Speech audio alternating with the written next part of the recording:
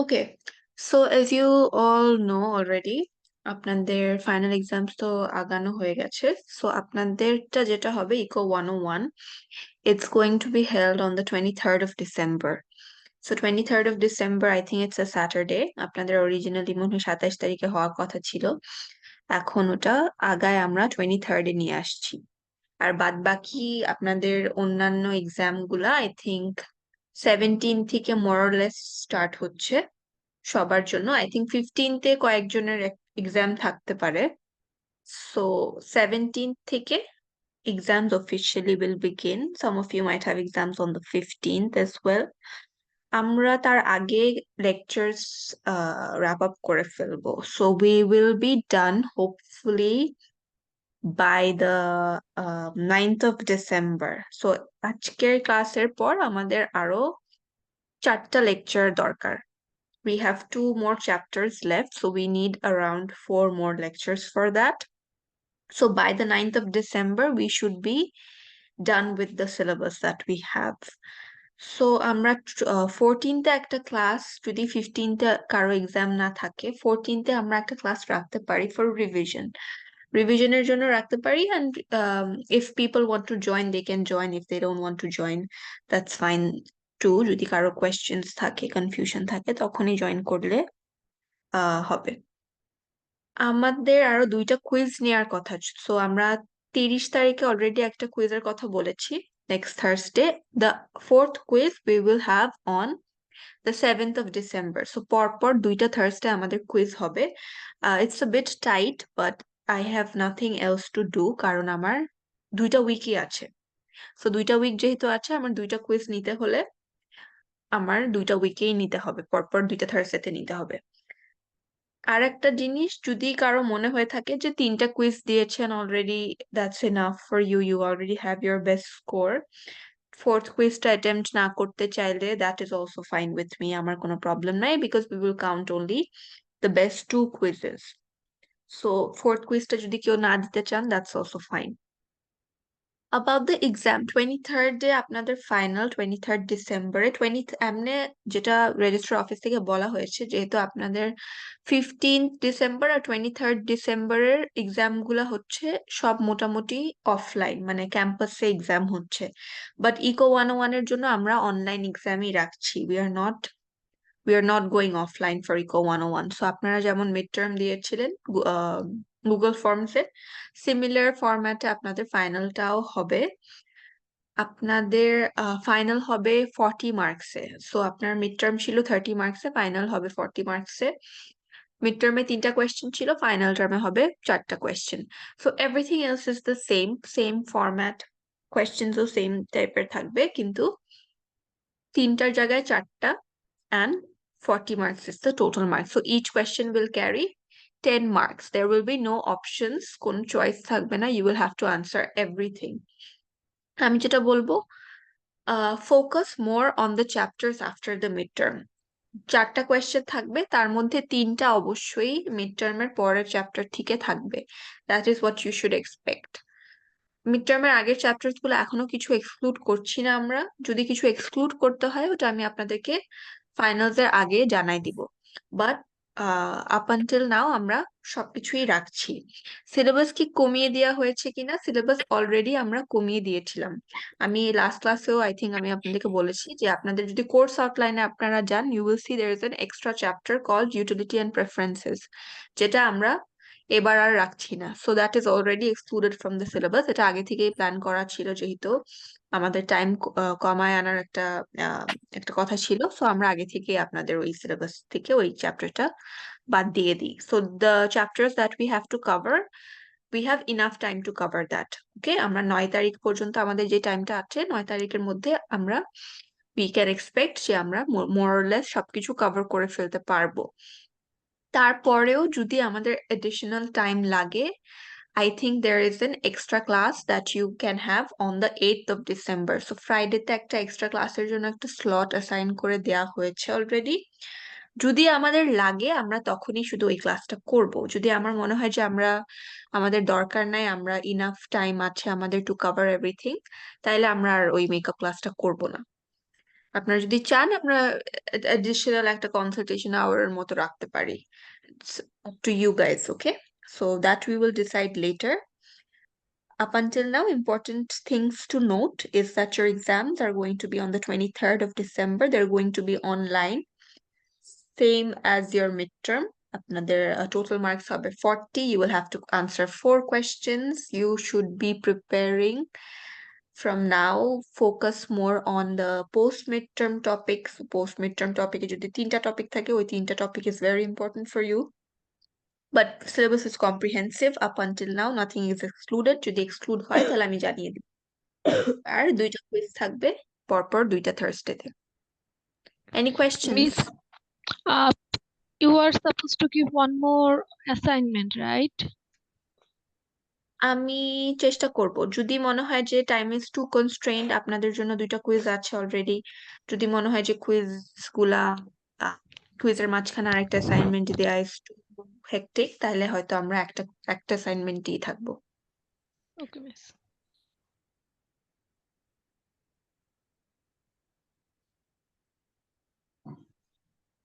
Ma'am, quiz 2 এর মার্কসটা বাড়ানোর কথা ছিল, ওই যেটা। হ্যাঁ, যাদের এটা বাড়ানোর কথা ছিল সবারটা বাড়ায় দেওয়া হয়েছে অলরেডি. আচ্ছা।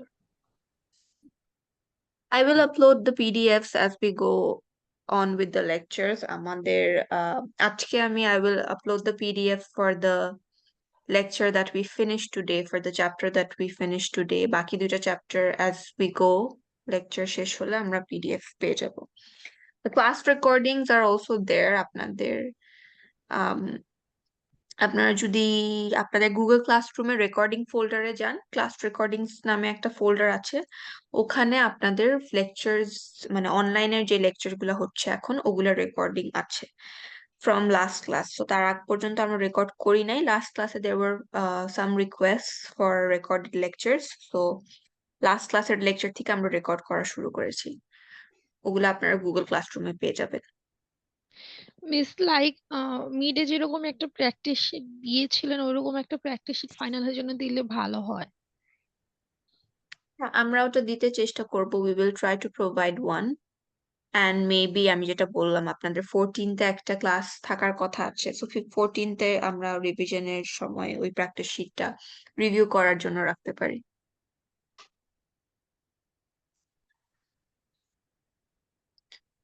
Okay, so let's start the lecture today. We are supposed to finish this chapter on output and costs. Can you see my slides? Yes, miss. All right. We studied the short run in the last chapter, right? So আমরা short run analysis এ ছিলাম. আজকে we will go to the long run. So short run এ আমরা যে 3টা curve দেখেছি, I think we stopped here in the last lecture. The average total cost curves and the marginal cost curves. So there were few important points that we noted. একটা হচ্ছে আমাদের average fixed cost curve is a downward sloping curve. The reason for average fixed cost to go down is that আমাদের short run এ average fixed cost টা বাড়ে না, এটা কমতে থাকে. কেন? কারণ আমাদের ফিক্সড কস্ট যেটা থাকে সেটা কনস্ট্যান্ট থাকে. সো আমাদের যেহেতু আমরা ফিক্সড ইনপুট গুলা যেহেতু আমরা ভ্যারি করতে পারি না শর্ট রানে, ফিক্সড ইনপুট গুলার কোয়ান্টিটি যেহেতু সেম থাকে, সো পার ইউনিট যে ফিক্সড কস্টের যে পার ইউনিট যে কস্টটা, সেই কস্টটা আমাদের কমতে থাকবে. সো ফর এক্সাম্পল আপনারা যদি রেন্টের কথা চিন্তা করেন, ফ্যাক্টরি রেন্টের কথা চিন্তা করেন, ফ্যাক্টরি রেন্টটা পার ইউনিট কস্ট যেটা ফ্যাক্টরি রেন্টের, সেই কস্টটা কমতে থাকবে as you produce more and more output. So output বাড়ালে আপনার অ্যাভারেজ ফিক্স কস্টটা কমে. It's a downward sloping curve, the green curve that you can see on this slide.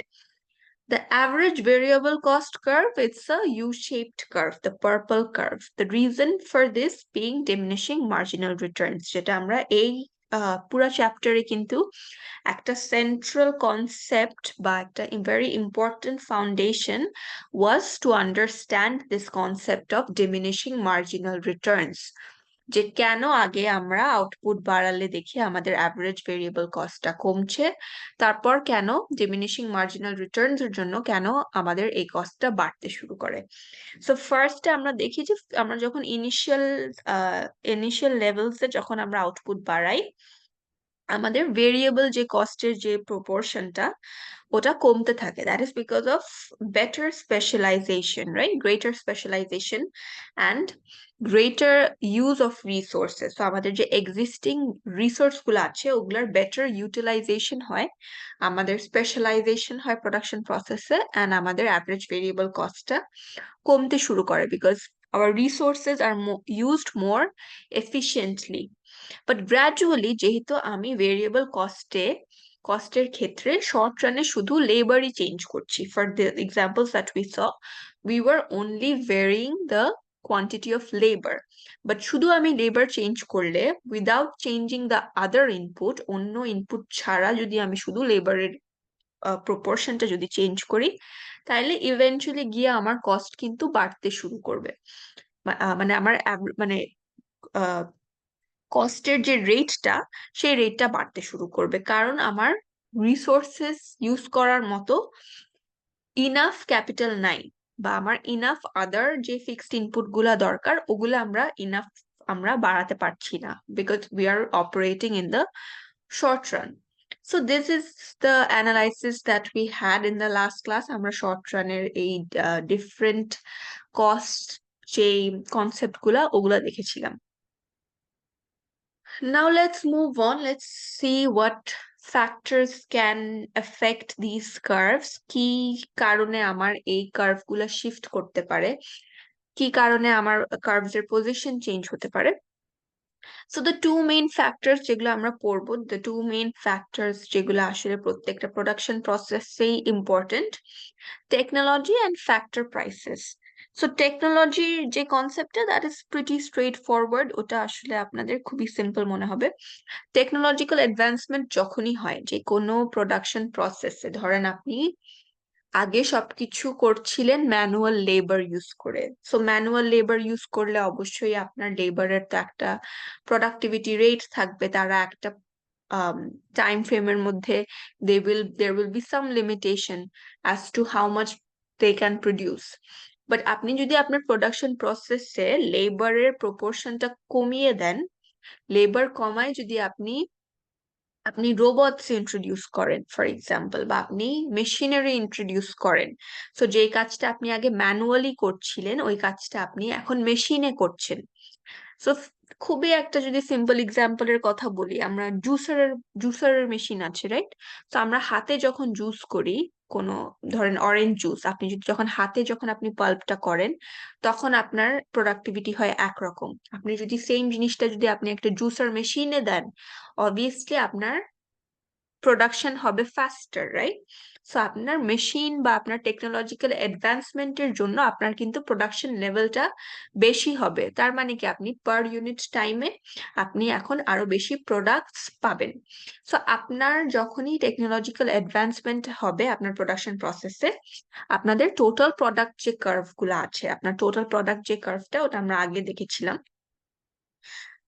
this curve right here, right? So total product A curve টা আপনার will shift upwards.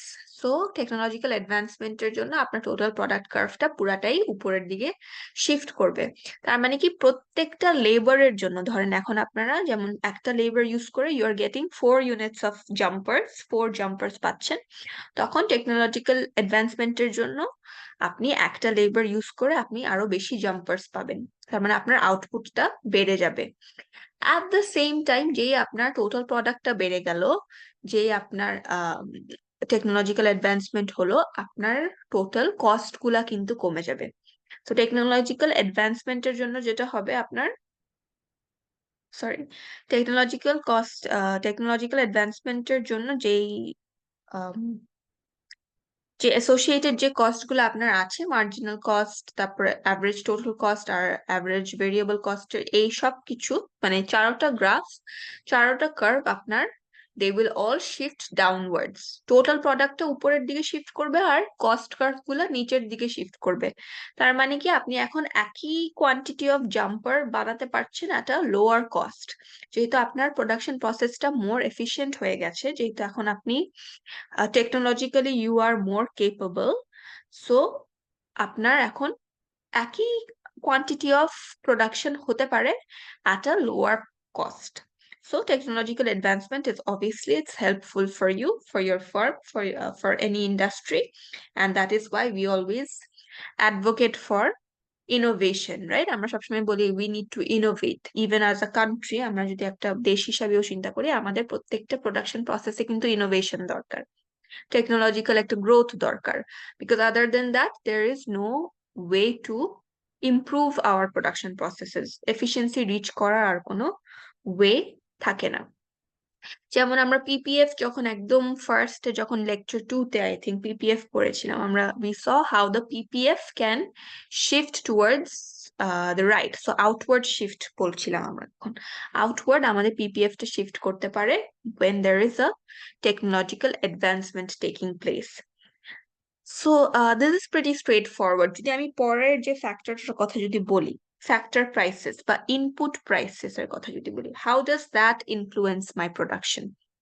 So obviously আপনার প্রত্যেকটা factor যেটা আপনি use করেন না কেন, প্রত্যেকটা input that you are using in your production process, it has an associated cost, right? So if you're using labor, you have to pay them a wage, salary pay করতে হবে, wage pay করতে হবে। যদি আপনি land use করেন, ল্যান্ডের উপর হয়তো আপনাকে রেন্ট দিতে হবে, ফ্যাক্টরি ইউজ করলে ফ্যাক্টরির উপর রেন্ট দিতে হবে, ক্যাপিটালের উপর হয়তো আপনার, যদি আপনি মেশিনারি যদি আপনি হায়ার করেন, মেশিনারি যদি রেন্ট করেন তাহলে মেশিনারির উপর আপনাকে রেন্ট দিতে হবে, যদি মেশিনারি কিনেন তাহলে মেশিনারি কিনার উপর আপনাকে হয়তো you will have to spend money on that, or if you talk about a monetary capital বা capital that you are borrowing, loan যেটা যদি নিয়ে থাকেন তাহলে ওটার উপর আপনাকে ইন্টারেস্ট দিতে হবে। সো প্রত্যেকটা ইনপুটের সাথে আমাদের একটা অ্যাসোসিয়েটেড একটা কস্ট আছে, বাট কোন কস্টটা বাড়ছে that we have to take a note of, right? So আমরা জানি যে আমাদের ইনপুটস কিন্তু দুই ধরনের হয়। সো শর্ট রানে আমাদের ফিক্সড ইনপুটসও থাকে, ভেরিয়েবল ইনপুটসও থাকে, কিন্তু আমরা শুধু ভেরিয়েবল ইনপুটস এর কোয়ান্টিটিটা চেঞ্জ করতে পারি, ফিক্সড ইনপুটের যে কোয়ান্টিটিটা ওইটা চেঞ্জ করতে পারি না। কিন্তু ফিক্সড ইনপুটের প্রাইসটা চেঞ্জ হতে পারে, রাইট? সো হতে পারে যে আমাদের রেন্ট বেড়ে গেল, ফ্যাক্টরি রেন্টটা আমাদের বেড়ে যেতে পারে। সো ফ্যাক্টরি রেন্ট যদি বেড়ে যায়, আমার কিন্তু অ্যাভারেজ ফিক্সড কস্ট কার্ভটা তখন শুধুমাত্র চেঞ্জ হবে। If my rent increases, my average fixed cost curve will shift towards the will shift upwards, right? So উপরের দিকে শিফট করবে, and that will affect my average total cost curve. So average total cost curve টা এমন একটা curve যেটা সবসময় shift হবে, কারণ আমার এটার মধ্যে দোনোটা কম্পোনেন্ট থাকবে, ফিক্সড কস্টের কম্পোনেন্টও আছে, ভেরিয়েবল কস্টের কম্পোনেন্টও আছে। So average total cost curve টা will change with the average fixed cost curve. If we talk about wage rate এর জন্য কিন্তু আপনার আবার average fixed cost curve এ কোনো চেঞ্জ আপনারা দেখবেন না, because wage does not affect the fixed inputs. It will only affect your average variable cost curve and your average total cost curve. Marginal cost curve কেও কিন্তু affect করবে, because marginal cost curve is also, it also depends on the labor that you hire. So marginal cost যেহেতু আমরা জানি, it's a increase in cost of your variable factor of production. So your wage rate will also influence the red curve over here. So এই বাকি তিনটা curve shift করবে যদি আপনার variable যে ইনপুটের যে প্রাইসটা আছে ওইটা যদি চেঞ্জ হয়, আর আপনার যদি যে কোনো ফিক্সড ইনপুটের প্রাইস যদি চেঞ্জ হয় তাহলে ওটা শুধু আপনার গ্রিন কার্ভটাকে চেঞ্জ করবে আর ব্লু কার্ভটাকে চেঞ্জ করবে, and the marginal cost curve and the average variable cost curve will remain as they are. ওগুলাতে কোনো চেঞ্জ হবে না। Okay, so now we will move on to the long run costs. তার আগে আপনাদের কোনো questions আছে for short run? No, miss. Alright, so long রানে আমরা যদি দেখি, লং রান নিয়ে যখন চিন্তা করি, আমরা অলরেডি যেটা ফার্স্ট থেকে বলে আসছিলাম যে শর্ট রানে আমাদের শুধু লেবারের কোয়ান্টিটিটা চেঞ্জ হয়, লেবারের কোয়ান্টিটিটা ভেরি করা যায়। লং রানে আমাদের কিন্তু সবকিছু ভেরি করা যাবে। সো ল্যান্ড, লেবার, ক্যাপিটাল যাই আপনি ইউজ করেন না কেন, all of these inputs can be changed in the long run. তার মানে কি, এই এই যে অ্যাসোসিয়েটেড যে কস্ট গুলো আছে, আপনার ফিক্সড কস্ট বা ভেরিয়েবল কস্ট যাই আছে, সবকিছু আপনার চেঞ্জ হতে পারে। So আমাদের চেঞ্জ করার মূল উদ্দেশ্যটা কি? The main reason why we change our inputs is to get more output, right? So output বাড়ানোর জন্যই আমরা ইনপুটের কোয়ান্টিটিস চেঞ্জ করে থাকি। সো আউটপুট বাড়ানোর জন্য লং রানে আমাদের কাছে যেই মেথডস গুলো অ্যাভেলেবল আছে, ওগুলো হচ্ছে আপনার, আপনি লেবার হায়ার করতে পারেন। সো শর্ট রানে যেমন আপনি বেশি লেবার হায়ার করতে পারেন, লং রানেও আপনি একইভাবে you can hire more labour. তার সাথে সাথে আপনি লং রানে আপনার হয়তো নতুন একটা ফ্যাক্টরি ওপেন করতে পারেন। আপনি যদি এগ্রিকালচারাল প্রোডাকশনে যদি আপনি ইনভলভ হয়, আপনি হয়তো নতুন একটা এরিয়া অফ ল্যান্ড নিতে পারেন, লিজ করতে পারেন, রাইট? সো আপনি বিভিন্ন ভাবে আপনার output in the long run বাড়াতে পারেন। You can buy new machinery, you can buy more capital, আপনি ইনভেস্ট করতে পারেন, আপনি আপনার র মেটেরিয়ালস যে ইনপুটস, যেগুলো আপনার ইনগ্রিডিয়েন্টস, যেগুলো সবকিছু আপনি লং রানে কিন্তু বাড়াতে পারবেন। So these are all ways in which you can actually increase your output in the long run. Long রানে আপনার আসলে কস্ট গুলা কিভাবে চেঞ্জ হবে, that depends on your production function. So production ফাংশনের কনসেপ্টটা আসলে কি? Production function is just another relationship, right? আমরা বিভিন্ন টাইপের রিলেশনশিপ স্টাডি করেছি through out this course. One relationship that we looked at in this chapter particularly is how outputs and inputs changes, right? So প্রত্যেকটা production process, প্রত্যেকটা production function, it's like engineering. আপনারা engineering এ যেমন দেখেন যে বিভিন্ন inputs থাকে, input গুলা combine করে কিন্তু আমরা একটা আউটপুট পাই বা একটা এন্ড রেজাল্ট পাই বিভিন্ন প্রসেসের মাধ্যমে। সো সিমিলারলি প্রোডাকশন ফাংশনটাও কিন্তু একই জিনিস, যে একটা টেকনোলজি, একটা প্রোডাকশন, একটা প্রসেস ইউজ করে বিভিন্ন ইনপুট থেকে আমরা কম্বিনেশন করে বা বিভিন্ন ইনপুটের মধ্যে প্রোডাকশন করে আমরা একটা ফাইনাল একটা এন্ড, একটা প্রোডাক্ট পাই, একটা এন্ড, একটা output pi. So that is just what a production function is. It describes a relationship between the different quantities of inputs that are used in production and the maximum quantity of output that you can produce using these different inputs. Right? So একটা জিনিস যেটা আপনারা সবসময় দেখবেন যে বিভিন্ন production প্রসেসে বিভিন্ন গুডস এর জন্য বা বিভিন্ন ফার্মস এর জন্য ডিফারেন্ট টাইপের প্রোডাকশন প্রসেস আপনারা দেখবেন। দেখবেন যে কিছু কিছু ফার্মস মোর ক্যাপিটাল ইন্টেন্সিভ প্রোডাকশন করছে, কিছু কিছু ফার্ম মোর লেবার ইন্টেন্সিভ প্রোডাকশন করছে। ইভেন অ্যাক্রস ইন্ডাস্ট্রিজ আপনারা এই চেঞ্জেস গুলো দেখতে পারবেন, বা অ্যাক্রস কান্ট্রিজ আপনারা একটা ইন্ডাস্ট্রি দুইটা ডিফারেন্ট কান্ট্রিতে যদি অপারেট করে, তাহলে দুইটা different type of production process তারা হয়তো ফলো করছে, এটাও দেখতে পারবেন।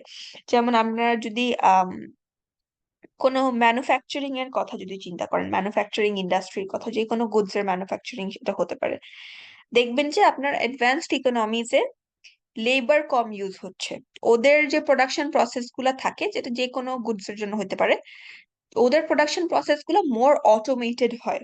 সো ওরা বেশি মেশিনারি ইউজ করে, ওরা বেশি ক্যাপিটাল ইউজ করে, বেশি ইকুইপমেন্ট ইউজ করে, ওদের লেবারের যে ইউজটা ওইটা কম থাকে। ওয়ারেস আমাদের মতো দেশে, ডেভেলপিং কান্ট্রিজে, বাংলাদেশ, ইন্ডিয়া, এসব কান্ট্রিজের কথা যদি চিন্তা করেন, আমরা কিন্তু মোর লেবার ইন্টেন্সিভ। আমরা আমাদের সবকিছু কিন্তু লেবার দিয়ে হয়। আমরা কিন্তু বেশি আপনার মেশিনারি ইউজ করি না বা ক্যাপিটাল বেশি ইউজ করি না। সো বিভিন্ন কাজ আপনি কিন্তু লেবার দিয়েও করতে পারবেন, চাইলে আপনি কিন্তু এটা মেশিন দিয়ে, ইকুইপমেন্ট দিয়েও করতে পারবেন। অবশ্যই মেশিন দিয়ে ইউজ করলে আপনার প্রোডাকশনটা মোর এফিশিয়েন্ট হবে, লেবার ইউজ করলে এটা স্লোয়ার হবে, বিকজ লেবার তো manual, right? So human beings working will give you different productivity levels. But এটা কেন হয়? কেন কিছু ফার্মসে আপনি দেখবেন যে বেশি ক্যাপিটাল ইউজ করা হচ্ছে, কিছু ফার্মসে দেখবেন কম করা হচ্ছে? ইভেন আপনি যদি ক্রস কান্ট্রি কম্প্যারিজনের কথা চিন্তা নাও করেন, ইভেন বাংলাদেশের কথাই যদি চিন্তা করেন, বাংলাদেশের মধ্যেও তো আপনার এক একটা ইন্ডাস্ট্রিতে বিভিন্ন টাইপের ফার্ম অপারেট করে। সো আপনি যদি বড় বড় ফার্মসে যখন যাবেন, when you look at larger firms, large scale firms, you will see that they use more machinery, they will use more capital, ওদের হয়তো আহ আপনি যদি ওয়্যারহাউস গুলাতে দেখেন, ওয়্যারহাউস গুলাতে ওদের they have lifts, they have electric lifts, they have conveyor belts moving goods. But আপনি ওই একই ইন্ডাস্ট্রিতে কোনো একটা স্মলার একটা ফার্মের কাছে যান, কোনো একটা স্মলার ফ্যাক্টরিতে যান, ওই ফ্যাক্টরিতে গিয়ে দেখবেন যে হয়তো labour labour is carrying the goods around, right? কোনো লিফট ইউজ করা হচ্ছে না, লেবার উঠাচ্ছে, লেবারই নামাচ্ছে, মানুষ দিয়েই সব করছে ওরা। সো এটা কেন হয়? প্রোডাকশন ফাংশনটা আসলে ডিফারেন্ট। প্রোডাকশন ফাংশনটা কেন ডিফারেন্ট দুইটা ফার্মের ক্ষেত্রে? All of this depends on your factor input prices. So আপনার ইনপুটের যে প্রাইস গুলা, এটাই আসলে আপনার প্রোডাকশন ফাংশনটা ডিটারমাইন করবে। কিছু কিছু ফার্ম যারা অ্যাফোর্ড করতে পারে, যাদের অ্যাফোর্ডেবিলিটি ইজ গ্রেটার, ওরা মেশিনস ইউজ করবে, রাইট? সো ওরা যেহেতু ইনভেস্ট করতে পারে, ওরা যেহেতু কিনতে পারে ক্যাপিটাল মেশিনারি, ওরা ওদের প্রোডাকশন প্রসেস গুলাকে অটোমেট করে ফেলবে। কিছু কিছু smaller firms who cannot afford that, who cannot use machinery in their production, they will try to hire more labor.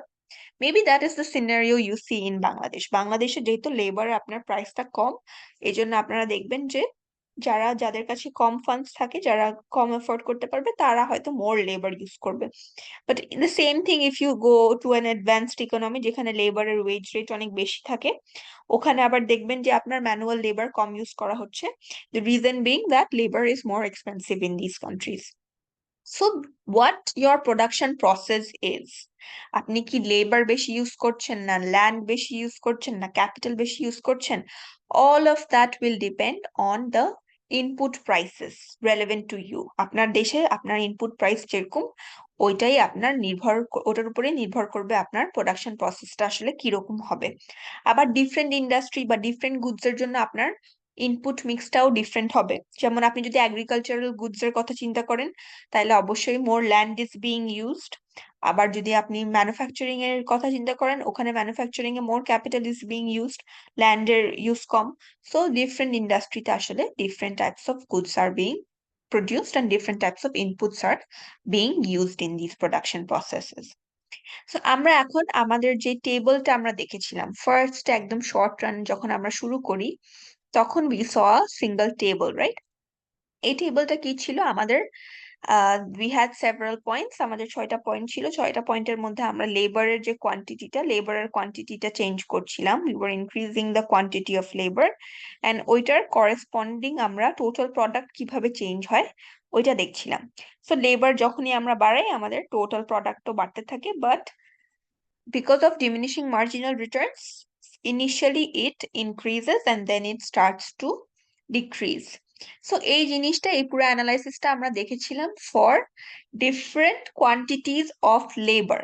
কিন্তু আমাদের বাদ বাকি যে ইনপুট গুলা ছিল, অন্যান্য যে রিসোর্স গুলা ছিল, all of those were fixed because we were operating in the short run. আমি যেই লং রানে চলে আসব, যখনই আমরা লং রান অ্যানালাইসিসের কথা বলবো, তখন আমরা জানি যে আমাদের প্রত্যেকটা ইনপুট কিন্তু আমরা ভ্যারি করতে পারি, প্রত্যেকটা ইনপুট আমরা চেঞ্জ করতে পারি চাইলে। এইখানে এই এক্সাম্পল গুলাতে আমরা ধরে নিব, we will assume that we have only two inputs. আমরা শুধু দুইটা ইনপুটের কথা চিন্তা করব। আমার প্রোডাকশন প্রসেসে আমি শুধু ক্যাপিটাল ইউজ করব আর শুধু লেবার ইউজ করব। These are the only two inputs that I will use in my production process. But both of these inputs can be varied because আমি লং রানে আমি যদি লেবারকে ভেরিয়েবল ইনপুট হিসাবে ধরি, আর যদি ক্যাপিটালকে যদি ফিক্সড ইনপুট হিসাবেও ধরি, বাট আমরা যেহেতু লং রানে আছি, এখন আমরা লং রানে আমরা দোনোটার কোয়ান্টিটি আমি চেঞ্জ করতে পারবো। সো এই টেবলটাতে যদি দেখেন, এই টেবলটা আসলে কি, এই টেবলটাতে 4টা ডিফারেন্ট প্ল্যান্ট সাইজ বলা আছে। There are 4 different plant sizes that are given in this table, right? So plant 1 is a plant of size 1. তো এটাকে আপনারা ধরে নিতে পারেন যেটা হয়তো আপনার ফ্যাক্টরি নাম্বার ইন্ডিকেট করছে। প্ল্যান্ট 1 মানে আমার শুধু একটা ফ্যাক্টরি আছে, প্ল্যান্ট 2 মানে আমার দুইটা ফ্যাক্টরি আছে, সিমিলারলি প্ল্যান্ট 3 এন্ড প্ল্যান্ট 4 মানে আমার তিনটা ফ্যাক্টরি আছে আর চারটা ফ্যাক্টরি আছে। সো আমার ডিফারেন্ট সাইজেস অফ ফ্যাক্টরিজ বা ডিফারেন্ট নাম্বার অফ ফ্যাক্টরিজ আছে।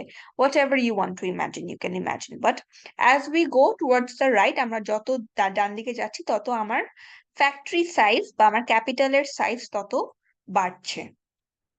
সিমিলারলি আমরা যদি ভার্টিক্যালি চিন্তা করি, ভার্টিক্যালি হচ্ছে আমাদের লেবারের কোয়ান্টিটি বাড়ছে। সো আমরা একদিকে ক্যাপিটালের কোয়ান্টিটি বাড়াচ্ছি টুয়ার্ডস দ্য রাইট, আর আমরা ডাউনওয়ার্ডস গেলে আমরা ভার্টিক্যালি আমাদের লেবারের কোয়ান্টিটি বাড়াচ্ছি। And for this various combinations of labour and capital আমরা ভেরিয়াস কম্বিনেশন অফ আউটপুটও পাচ্ছি, রাইট? মিস সো আমার প্ল্যান্ট যেমন 1 এখানে প্ল্যান্ট 2 মিস জানা গেল হ্যাঁ ব্যাপারটা কি কিউমুলেটিভ? হ্যাঁ মানে প্ল্যান্ট, কিউমুলেটিভ, মানে আপনি ও দুইটা আচ্ছা আচ্ছা প্ল্যান্ট ইউজ করছেন, দুইটা ফ্যাক্টরি ইউজ করছেন। আচ্ছা, মানে প্ল্যান্ট 2 বলতে প্ল্যান্ট 1 এর ইনপুট নিয়ে তারপরে ওটা দেখাচ্ছে। প্ল্যান্ট 2 মানে আপনি দুইটা ফ্যাক্টরি ইউজ করছেন, প্ল্যান্ট 1 মানে আপনি একটা ফ্যাক্টরি ইউজ করছেন, সো আপনার ফ্যাক্টরি দুইটা হয়ে যাচ্ছে। ফ্যাক্টরি বা আপনি যদি এটাকে ইকুইপমেন্ট হিসেবে মেশিনারি হিসেবে চিন্তা করেন ওটাও করতে পারেন। এখানে বলা আছে যে মেশিন, নিটিং মেশিনস এর নাম্বার দিয়ে ইন্ডিকেট করা আছে যে আপনার এখানে একটা নিটিং মেশিন, এখানে দুইটা নিটিং মেশিন, এখানে তিনটা, এখানে চারটা। তো আপনার মেশিনের নাম্বার বাড়ছে, এটাও চিন্তা করতে পারেন। সো এখানে আপনার লেবাররা একটা মেশিন ইউজ করে 5 জন লেবার কাজ করতে পারবে, এখানে আপনার 5 জন লেবার কাজ করতে পারবে দুইটা মেশিন ইউজ করে। ব্যাপারটা হচ্ছে এমন। আচ্ছা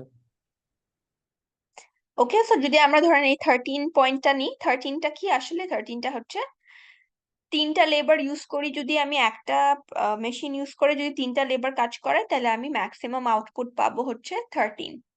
আমি যদি এই 20 পয়েন্টটা চিন্তা করি, 20 পয়েন্টটা হচ্ছে আমি 2 জন লেবার যদি চারটা মেশিনে ইউজ করাই তাহলে আমার ম্যাক্সিমাম আউটপুটটা হবে 20। আমি যদি 2 জন লেবার, যদি আমি 5 জন লেবারকে চারটা চারটা প্ল্যান্ট ইউজ করাই, চারটা মেশিন ইউজ করাই, তাহলে আমার ম্যাক্সিমাম আউটপুট হচ্ছে 27। So as I am increasing my labour, আমার লেবার যত বাড়াচ্ছি প্রত্যেকটা প্ল্যান্টের জন্য কিন্তু আমার আউটপুটও বাড়ছে। দেখেন আপনার ফার্স্টে একটা লেবার ইউজ করলে চারটা, এখানে দুইটা লেবার ইউজ করলে 10। সো এটা আমরা ইনিশিয়ালি যেই টেবিলটা দেখেছিলাম ওই টেবিলটাই এখানে জাস্ট দেয়া আছে, ওই টেবিলটার থেকে আউটপুটটা। বাট এই বাড়াটা কেমন? এই বাড়াটা হচ্ছে diminishing rate. So marginal product যদি আমি চিন্তা করি, মার্জিনাল প্রোডাক্ট ফার্স্টে বাড়ে, মার্জিনাল প্রোডাক্ট অফ লেবার ফার্স্টে বাড়ে তারপর কমতে শুরু করে। সো ফার্স্টে আমার আউটপুট বাড়ছে অ্যাট অ্যান ইনক্রিজিং রেট, তারপর আমার আউটপুট বাড়ছে অ্যাট অ্যান ডিক্রিজিং রেট। এটা প্রত্যেকটা প্ল্যান্ট সাইজের জন্যই true. So for every plant size that is also true. For for example আমি যদি প্ল্যান্ট 3 এর কথা চিন্তা করি, ফার্স্ট আমি 0 থেকে 13-এ আসলাম, তারপর 13 থেকে 18-এ আসলাম। সো আমার ইনক্রিজটা হচ্ছে at an increasing rate, but আমার গ্র্যাজুয়ালি কি হচ্ছে 22 থেকে 24, 24 থেকে 25। সো গ্র্যাজুয়ালি আমার কিন্তু রেটটা ডিক্রিজ হয়ে যাচ্ছে, তার মানে কি marginal product of labour is decreasing. Similarly আপনারা যদি প্রত্যেকটা লেবারের ইউনিটের জন্য চিন্তা করেন, তো ধরেন আপনি লেবার বাড়াচ্ছেন না, শুধু ক্যাপিটাল বাড়াচ্ছেন। আপনি যদি 3 জন লেবার ইউজ করে শুধু ক্যাপিটালই বাড়াতে থাকেন, ফার্স্টে আপনি ইনক্রিজিং রিটার্নস টু ক্যাপিটাল পাবেন। আপনি এখন যদি মার্জিনাল প্রোডাক্ট অফ ক্যাপিটাল হিসাবে চিন্তা করেন, আপনি ফার্স্টে you will get increasing returns to capital, but eventually আপনার ক্যাপিটালেও কিন্তু আপনি সেই সেম ডিমিনিশিং রিটার্নসটা দেখতে পারবেন। কেন? বিকজ আমি বলছি একটা গিভেন কোয়ান্টিটি অফ লেবার, তার মানে আমি লেবার বাড়াচ্ছি না, আমি শুধু ক্যাপিটালই বাড়াচ্ছি। সো আমি 3 জন লেবারকে দিয়ে আমি যদি এখন তিনটা মেশিনের জায়গায় 30টা মেশিন দিই, 3 জনই তো লেবার, মেশিন 30টা দিয়ে আমি কি করব? আমার তো 3 জন লেবার, আমি যদি লেবার না বাড়াই আমার মেশিন গুলো ইউটিলাইজ হবে না। তো 3টা লেবার দিয়ে আমি একই আউটপুটই পাবো, রাইট? সো আমার দোনোটাকে একসাথে চেঞ্জ করতে হবে। I have to change both of them at the same rate to get more and more output. Otherwise, I will experience diminishing returns, right? So আমার যেমন marginal product of labor যেমন ছিল, similar concept আমাদেরকে marginal product of capital ও দেয়। Marginal product of capital এর কনসেপ্টটাও একই, যে change in total product for per unit change in capital, right? So that gives us our marginal product of capital. And just like labor, marginal product of capital O diminish করে, diminish করবে যদি আমি অন্যান্য input গুলা না বাড়াই। So আমরা যদি এই ডায়াগ্রামটা দেখি, what is this diagram basically telling us? It's just short run cost curves, right? আপনারা যে short run total cost curve দেখেছিলেন, ওই শর্ট রান টোটাল কস্ট কার্ভটাই আপনারা এখানেও দেখছেন, বাট এটা 4টা ডিফারেন্ট ক্যাপিটাল লেভেলের জন্য। সো আমরা আগের টেবিলে যেমন 4টা ডিফারেন্ট প্ল্যান্ট সাইজ দেখেছিলাম, সো 4টা ডিফারেন্ট প্ল্যান্ট সাইজ মানে indicates 4 different sizes of capital বা 4 different amounts of capital. So আমার এখানে প্রত্যেকটা ক্যাপিটালের সাইজের জন্য আমি যদি একটা short run average total cost curve করি, তাইলে আমি এরকম একটা ডায়াগ্রাম দেখতে পারবো। এখানে আপনার ইন্টারেস্টিং যে পয়েন্টগুলো নোট করতে হবে, দেখেন প্রত্যেকটা কার্ভই কিন্তু ইউ শেপড। সো আমরা যেমন ফার্স্টে যে অ্যাভারেজ টোটাল কস্ট কার্ভটা যে কারণে ইউ শেপড ছিল, ওই একই কারণে ডিমিনিশিং মার্জিনাল রিটার্নস টু লেবারের জন্য প্রত্যেকটা ক্যাপিটাল, প্রত্যেকটা অ্যাভারেজ টোটাল কস্ট কার্ভ কিন্তু এখানেও প্রত্যেকটা ক্যাপিটাল লেভেলের জন্য এখানেও প্রত্যেকটা কার্ভই ইউ শেপড। ঠিক আছে, প্রত্যেকটা curve is a U shaped curve. আর একটা interesting point that you have to note here is that, দেখেন, for each short run average total cost curve, the larger the plant, the greater is the output at which average total cost is a minimum. So আমরা জানি যে প্রত্যেকটা average total cost curve এর কিন্তু একটা minimum point আছে। But দেখেন, for one capital, একটা ক্যাপিটাল যখন আমি ইউজ করি, একটা মেশিন যখন আমি ইউজ করি, এটার মিনিমাম কস্টটা রিচ করছে around 10 or 12 আউটপুটে। when the output level is around 10 units or 12 units যদি ধরি এখানে, তখনই আমি average total cost curve 1 এ আমার মিনিমাম কস্টটা আমি রিচ করতে পারছি। For average total cost curve 2, which means when I'm using 2 machines, তখন আমার average total cost এর minimum পয়েন্টটা রিচ হয় when I am at a greater level of output. So এখানে আমার around 15 ইউনিটস আমি যখন প্রোডাকশন করি, তখন আমার অ্যাভারেজ টোটাল কস্ট কার্ভটা মিনিমাম পয়েন্টে রিচ করে। সিমিলারলি আমি যত আমার ক্যাপিটালের অ্যামাউন্ট বাড়াবো, যত নাম্বার অফ মেশিনস আমি বাড়াবো, তত আমার output at which my cost will be the minimum cost, মানে লিস্ট পসিবল কস্টের পয়েন্টটা রিচ করার জন্য আমাকে গ্র্যাজুয়ালি আমার আউটপুট লেভেলটা বাড়াতে থাকতে হবে। What is the reason behind this? The reason behind this is যত আমি আমার ক্যাপিটালের সাইজ বাড়াচ্ছি, তত কিন্তু আমার ফিক্সড কস্ট বেড়ে যাচ্ছে। সো আমি যদি এখন একটা মেশিনের জায়গায় 2টা মেশিন ইউজ করি, তাহলে আমার ফিক্সড কস্ট কিন্তু বেড়ে গেল। 2টা মেশিনের জায়গায় যদি আমি 3টা মেশিন ইউজ করি, আমার ফিক্সড কস্ট কিন্তু বাড়তে থাকবে। সো আমার পার ইউনিট অ্যাভারেজ কস্টটা কি আসলে? অ্যাভারেজ কস্টটা হচ্ছে পার ইউনিট কস্টটা। সো পার ইউনিট কস্টটা মিনিমাম করার জন্য তখন আমার আউটপুটের যে লেভেলটা, quantity that is being produced also has to keep increasing, right? So যেই জিনিসটা আমি একটা মেশিন ইউজ করে আমি যখন আমি মিনিমাম কস্টটা পেতাম 10 ইউনিটস প্রডিউস করে, সেম জিনিসটা আমি এখানে পাবো 3টে মেশিন ইউজ করলে আমার মিনিমাম কস্টটা রিচ করবে যদি আমি, মানে আমার পার ইউনিট যে প্রোডাকশন কস্টটা, সে পার ইউনিট প্রোডাকশন কস্টটা মিনিমাম হবে যখন আমি 20টা ইউনিটস প্রডিউস করব, রাইট? বিকজ ফিক্সড কস্টটা কি হয়? ফিক্সড কস্টটা তো আপনার প্রত্যেকটা প্রোডাকশন ইউনিটের মধ্যে ডিভাইড হয়ে যায়। পার ইউনিট কস্ট আমরা যখন বের করি, ফিক্সড কস্টটা আমাদের across all quantities being produced, it gets divided. So কোয়ান্টিটিটা আপনার বাড়াতে থাকতে হবে আপনি যদি মিনিমামটা রিচ করতে চান। ওকে, সো আপনার শর্ট রানে আপনারা কিভাবে ডিসাইড করবেন যে আপনি কোন অ্যাভারেজ, মানে প্ল্যান্ট সাইজটা আপনার কি হওয়া উচিত, কোন অ্যাভারেজ কস্ট কার্ভে আপনি থাকবেন? সো ফর এক্সাম্পল ধরে নেন যে আপনার এই ফার্মটা wants to produce 13 jumpers a day, right? So আমি 13টা জাম্পার আমি প্রডিউস করতে চাই। সো 13টা জাম্পার যদি আমি প্রডিউস করতে চাই, দেখেন আপনি আমার অ্যাভারেজ টোটাল কস্ট কার্ভ 1-এ, মানে আমি যদি একটা মেশিন ইউজ করি, তাইলে আমার কস্টটা হবে কি? কস্টটা হবে 7.69। সো একটা প্ল্যান্ট ইউজ করলে আমার অ্যাভারেজ টোটাল কস্টটা হবে 7.69 pounds, which I'm getting from this red dot here. আমি যদি এটা ট্রেস ব্যাক করি two the ATC1 curve, the blue curve, this is my cost, my average cost. যদি আমি দুইটা মেশিন ইউজ করি, যদি আমার প্ল্যান্ট সাইজ হয় 2, তাইলে আমার অ্যাভারেজ কস্টটা এই যে গ্রিন কার্ভের উপর যেটা পড়ছে, দ্যাট উইল বি 6.80। যদি আমি তিনটা প্ল্যান্ট ইউজ করি, আবার আমার কস্টটা কিন্তু সেম 7.69 হয়ে যাচ্ছে, মানে বেড়ে যাচ্ছে। যদি আমি 4টা প্ল্যান্ট ইউজ করি, তাইলে আবার অনেক বেশি বেড়ে যাবে, 9.50 হয়ে যাবে। So for a quantity of 13 jumpers, আমার কিন্তু most economically efficient plant size হচ্ছে যে প্ল্যান্ট সাইজটা ইউজ করে আমি লোয়েস্ট পসিবল কস্টে প্রোডাকশন করতে পারি। So in this case that is 2, right? So আমি যদি দুইটা মেশিন ইউজ করি, তখনই আমি কিন্তু লিস্ট পসিবল অ্যাভারেজ কস্টে আমার প্রোডাকশন আমি করতে পারবো, রাইট? সো আমি কোন প্ল্যান্ট সাইজটা ইউজ করছি, কোন প্ল্যান্ট সাইজটা আমার ইউজ করা উচিত, দ্যাট ইজ ডিপেন্ডিং অন আমি কোন লেভেলে প্রডিউস করতে চাই, বা আমার প্রোডাকশনের ইউনিটটা কত বেশি হওয়া উচিত, কতটুকু হওয়া উচিত, দ্যাট উইল ডিটারমাইন যে আমি কয়টা মেশিন আসলে ইউজ করব, আমার প্ল্যান্ট সাইজটা আসলে কি হবে, right? So in the long run কি হয়, লং রানে কি হবে আপনার? লং রানে আপনি বিভিন্ন আপনার প্রোডাকশন লেভেল থাকবে।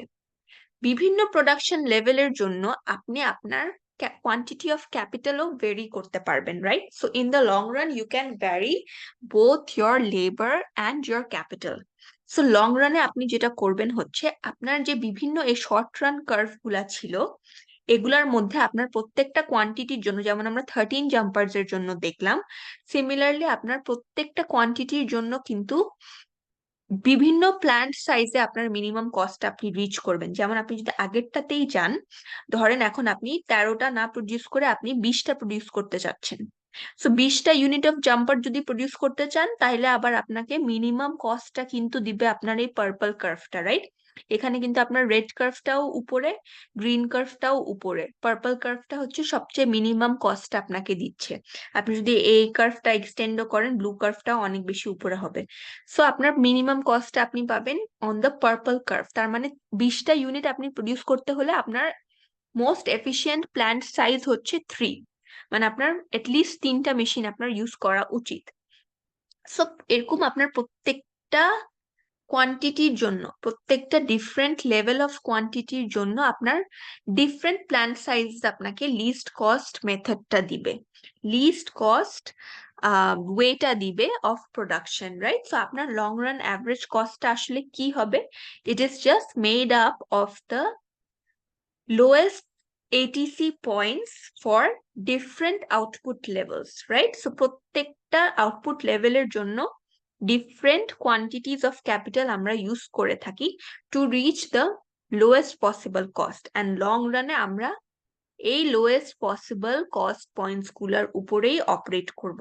সো আপনাদের লং রান অ্যাভারেজ কার্ভটা হচ্ছে এই ব্লু কার্ভটা। ব্লু কার্ভটা কি? এটা হচ্ছে জাস্ট আপনি যদি প্রত্যেকটা কার্ভের মিনিমাম পয়েন্টকে জয়েন করেন, if you join all the points of the minimum minimum cost production, তাইলে আপনি আপনার এই লং রান অ্যাভারেজ কস্ট কার্ভটা পেয়ে যাবেন, the deep blue curve that you can see here, right? So long run average cost curve is essentially, it's a relationship between the least possible average total cost for each level of output. প্রত্যেকটা output লেভেলের জন্য যেটা list possible cost হবে, ওই সব points গুলা মিলেই আমাদের লং রান অ্যাভারেজ কস্ট কার্ভটা আমরা পাবো। অ্যান্ড এই লং রান অ্যাভারেজ কস্ট কার্ভটাতে আপনাদের যেরকম লেবার ভ্যারি করা যায়, ওরকম ক্যাপিটালও ভ্যারি করা যায়। তো দেখবেন আপনারা হয়তো এখানে আমি ATC 1-এ, আবার এখানে আমি ATC 2-তে, আবার এখানে আমি ATC 3-তে। সো আমার আমার কিন্তু এটিসি 1, এটিসি 2, এটিসি 3 মানে ডিফারেন্ট প্ল্যান্ট সাইজে আমি অপারেট করছি, because I am in the long run. So এখানে আপনারা যদি দেখেন, আনটিল দিস পয়েন্ট, আনটিল 10, আপনার লিস্ট পসিবল কস্ট আপনাকে দিচ্ছে অ্যাভারেজ টোটাল কস্ট কার্ভ 1। তার মানে if you are producing only 10 jumpers, you will be able to produce it at the lowest possible cost using only 1 machine. এখন আপনি যদি 10টা produce করতে চান 2টা মেশিন ইউজ করে, আপনার কিন্তু কস্ট বেড়ে যাবে, কিন্তু আপনার গেইনটা অত বেশি হবে না। বাট আপনি যদি 10-এর বেশি করতে চান, so for example if you want to produce up until 18 units of jumpers in a day, আপনাকে তখন কিন্তু আবার এটিসি 2 তে চলে আসতে হবে। তার মানে এটা এটা আপনার মিনিমাম কস্টে আপনি তখন প্রডিউস করতে পারবেন যদি আপনি 2টা করে মেশিন ইউজ করেন। সিমিলারলি 18 to 24 জাম্পার্স এর জন্য আপনার অ্যাভারেজ টোটাল কস্টটা মিনিমাম হবে if you are on your ATC 3। So আপনি 3টা মেশিন ইউজ করে এখানে আপনার মিনিমাম কস্ট আপনি পাবেন। সিমিলারলি 24 এর বেশি যদি হয়, 24 এর বেশি হলে আপনাকে ATC 4 এ থাকতে হবে। So for each level of output আপনার কিন্তু ভেরিয়াস লেভেল অফ ক্যাপিটাল আপনি ইউজ করছেন, depending on which level of capital is giving you the lowest cost production, right? এখানে আরেকটা জিনিস আপনারা দেখেন যে আমরা 15 কে এখানে বলছি মিনিমাম এফিশিয়েন্ট স্কেল। তার মানে এই পার্টিকুলার এক্সাম্পলের জন্য, এই পার্টিকুলার প্রোডাকশন প্রসেসের জন্য আপনার কিন্তু লং রান যে অ্যাভারেজ কস্ট কার্ভটা, এটার মিনিমামটা আপনি রিচ করতেছেন এই পয়েন্টে 15-এ। সো ফর এক্সাম্পল আপনি যদি এখান থেকে শুরু করেন, 5 থেকে শুরু করেন, আপনার কস্ট কিন্তু আপনি যত প্রোডাকশন বাড়াচ্ছেন আপনার কস্ট কিন্তু কমছে, but only until this point 15 পর্যন্ত। 15 এর পর কিন্তু দেখেন আপনার অ্যাভারেজ কস্ট কার্ভটা বাড়তে থাকবে। It's no longer reaching a minimum anymore. মিনিমামটা রিচ হয় only at 15 jumpers a day. এটাকে আমরা বলি মিনিমাম এফিশিয়েন্ট স্কেল। তার মানে এটা আমার আইডিয়ালি আমার প্রোডাকশনটা এই পার্টিকুলার প্রোডাকশন প্রসেসের জন্য আইডিয়ালি আমার প্রোডাকশনটা হওয়া উচিত 15টা প্রডিউস করলে আমি আমার লং রান অ্যাভারেজ কস্ট কার্ভের লোয়েস্ট পসিবল পয়েন্টে থেকে আমি প্রোডাকশনটা করতে পারবো। সো এই পয়েন্টের লেফটের যে রিজিয়নটা, দিস এন্টায়ার রিজিয়নকে আমরা বলি ইকোনমিজ অফ স্কেল রিজিয়ন। মানে কি, I am enjoying economies of scale here, which means আমি যত আমার আউটপুট বাড়াবো towards the left of this point, যত আমার আউটপুট আমি বাড়াবো তত আমার অ্যাভারেজ কস্টটা কমতে থাকবে, right? So as we produce more our average cost falls. এটা হয় কেন?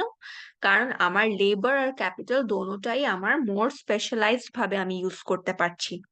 মাই specialisation of labour and capital can increase, এজন্য আমার অ্যাভারেজ কস্টটাও কমছে up until 15 jumpers a day.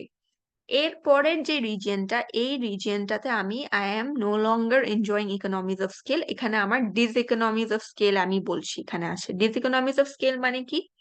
ডিসইকোনমিক্স of scale মানে হচ্ছে যত আমি আমার প্রোডাকশন বাড়াবো আমার কস্ট তত বাড়তে থাকবে। তো এটা কেন হয়? আপনারা বলতে পারেন যে আমি তো লেবারও বাড়াতে পারছি, আমার তো ক্যাপিটালও বাড়ানো যাচ্ছে, তো সবকিছুই তো বাড়ানো যাচ্ছে, তাহলে আমি কেন ডিসইকোনমিজ অফ স্কেল কেন হচ্ছে, আমার কস্ট কেন বাড়ছে? বিকজ আলটিমেটলি আপনার স্পেশালাইজেশন কিন্তু একটা পর্যায়ে গিয়ে উম ওইটা আর বাড়ানো যায় না।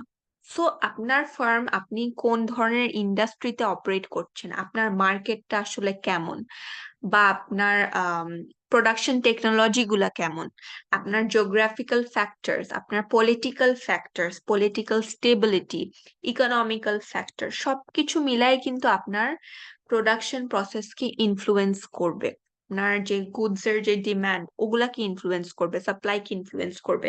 সো প্রত্যেকটা ফার্মের জন্য কিন্তু একটা পর্যায়ে গিয়ে তারা কিন্তু আর ইকোনমিজ অফ স্কেল এনজয় করে না, তারা কিন্তু ডিসইকোনমিজ অফ স্কেলে চলে যায়, রাইট? সো আমরা তখন যদি আমরা আউটপুট বাড়াতে থাকি ইনডেফিনিটলি, তাহলে কিন্তু আমি কিন্তু আমার কস্ট কিন্তু বাড়তে থাকবে, আমার কস্ট কিন্তু আর কমবে না। So this can happen due to different types of reasons, but this will also be different for different products. This will be different for different production processes and for different industries, right? So একটা পর্যায়ে গিয়ে আপনার এটাও হতে পারে যে আপনি constant returns to scale দেখছেন। কনস্ট্যান্ট রিটার্নস টু স্কেল মানে কি, আপনার যদি এই লং রান অ্যাভারেজ কস্ট কার্ভটা কোনোখানে যদি দেখেন ফ্ল্যাট হয়ে গেছে, রাইট? সো যদি আমি 15 and 18 এখানে যদি আমি কার্ভ না দেখি, 15 আর 18 এর মধ্যে যদি একটা ফ্ল্যাট লাইন দেখতাম, তার মানে হচ্ছে আমি আমার প্রোডাকশন বাড়ালে আমার কস্ট চেঞ্জ হচ্ছে না, কস্ট বাড়ছেও না, কস্ট কমছেও না। সো ওটাকে আমরা কনস্ট্যান্ট রিটার্নস টু স্কেল বলে থাকি। তার মানে ফার্ম যদি তার প্রোডাকশন যদি বাড়ায়, তাতেও তার অ্যাভারেজ টোটাল কস্টে কোনো চেঞ্জ হয় না। So that is the portion that we cannot see in this particular graph. এটাতে দেখতে পাচ্ছি না, but usually আপনারা দেখবেন যে এটাও possible. This is also one of the cases that is possible. তো এই পার্টিকুলার এক্সাম্পলের জন্য আপনার মিনিমাম এফিসিয়েন্ট স্কেলটা ছিল 15। অন্য কোনো এক্সাম্পলে হয়তো আপনারা দেখবেন আরো বেশি অ্যামাউন্টে গিয়ে এটা রিচ হচ্ছে, হয়তো 20-তে হবে, হয়তো 25-এ হবে। So this can differ across different types of production processes and for different industries that you will see. Okay, so any questions? No, miss.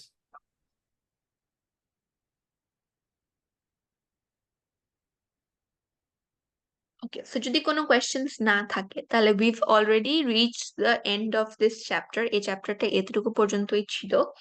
This was the entire analysis on the short run and long run technological constraints that we saw. So প্রত্যেকটা জিনিসই কিন্তু output আর cost নিয়ে related, right? So this chapter is called output and costs for this reason. আপনারা short run cost study করেছেন, long run cost study করেছেন। Short run, long run দুইটা time ফ্রেমে কিভাবে আপনাদের আউটপুট লেভেলস চেঞ্জ হতে পারে, কিভাবে কস্ট চেঞ্জ হতে পারে, that is what you saw. So the questions from this chapter কিরকম আসবে এটা আপনারা কুইজ দেখলে বুঝবেন। I will try to include a practice math, আর আমি স্লাইডটা আজকেই শেয়ার করে দিব, so you can prepare over the next week and sit for the quiz on Thursday. So Thursday তে এই চ্যাপ্টারটা থাকবে আর এটার আগের চ্যাপ্টারটা থাকবে। Both of these chapters will be included on the quiz. Okay, so if you have any questions even after this, you can email me. Email করে জিজ্ঞেস করতে পারেন, Google Classroom ও use করতে পারেন। So if there are no questions, I will end the lecture here. যদি Miss, অন্য কোথাও কোনো কোয়েশ্চেন থাকে তাহলে আমাকে জিজ্ঞেস করতে পারেন। মিস আমার উইক 5 নিয়ে অনেক কোশ্চেন ছিল, মানে পিডিএফটা। আচ্ছা, উইক 5, মিস হ্যাঁ বলেন। মিস এখানে হচ্ছে যে এই যে প্ল্যান্ট 1 প্ল্যান্ট 2 যে কার্ভ গুলা যে এক একটা জায়গায় যে ক্রস করতেছে সেটা তো হ্যাঁ বলেন, এক জায়গায় ক্রস করছে কি? মানে আমরা যে দেখতেছি যে প্ল্যান্ট 1 এর জন্য যে অ্যাভারেজ কস্ট, তারপর প্ল্যান্ট 2 এর জন্য যে অ্যাভারেজ কস্ট কার্ভটা, এটা যে এক এক জায়গায় যেখানে যে ক্রস করতেছে পেলাম না। হ্যাঁ, এটা তো দেওয়া থাকবে তাই না?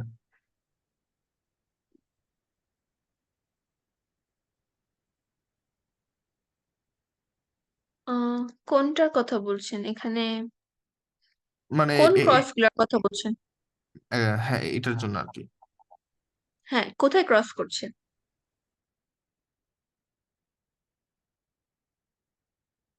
আপনি মানে এই লোয়েস্ট পসিবল পয়েন্ট গুলার কথা বলছেন? এটার যে আমরা যে এই কার্ভটা যেটা আঁকলাম, এগুলো হচ্ছে জাস্ট আপনার এই পয়েন্ট গুলাকে জয়েন করে যেটা আপনি আঁকছেন, না লোয়েস্ট আমি যে পসিবল কস্টের পয়েন্ট গুলা।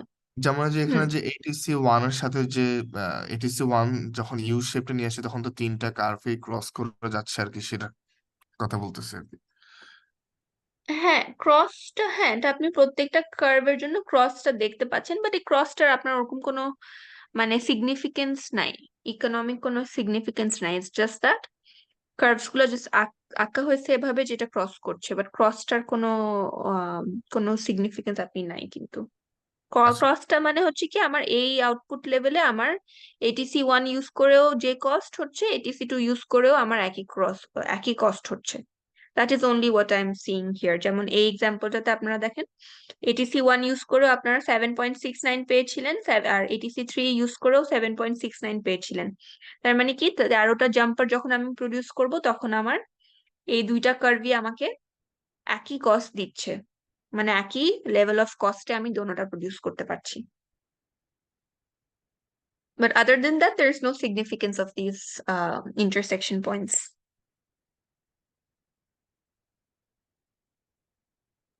বুঝেছি miss.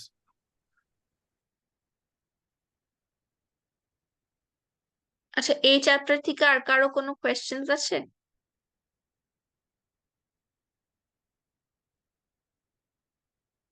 If not, then let's go to chapter 5. Chapter 5 থেকে কোয়েশ্চেন্স ছিল বলেছিলেন আমাকে। আমাদের যদি কুইজের আগে ইন দ্য মিডল আপনাকে প্রয়োজন পড়ে, মানে কোনো কোশ্চেন এলে, তখন কি মেইল করবো, রাইট মিস? হ্যাঁ, মেইল করলে ইজিয়ার হয়। আমি অনেক সময় গুগল ক্লাসরুমের নোটিফিকেশনস গুলো পাই না, for some reason, I don't know why. আমি নোটিফিকেশন আসে না, even though I have the app installed on my phone, তাও আমার নোটিফিকেশনস আসে না। So I miss questions on Google Classroom at times. So if you have an urgent question, it's helpful if you email me, তাহলে আপনারা একটু quicker response পাবেন। Miss আমি screen share করতেছি, আপনাকে করতে হবে না, আমার মানে কোশ্চেন দাগানো। আচ্ছা, আপনি কি করতে পারছেন? মিস আপনি স্ক্রিন শেয়ারিং ডিসেবল করে রাখছেন মনে হয়। হ্যাঁ, এখন করতে পারবেন মনে হয়।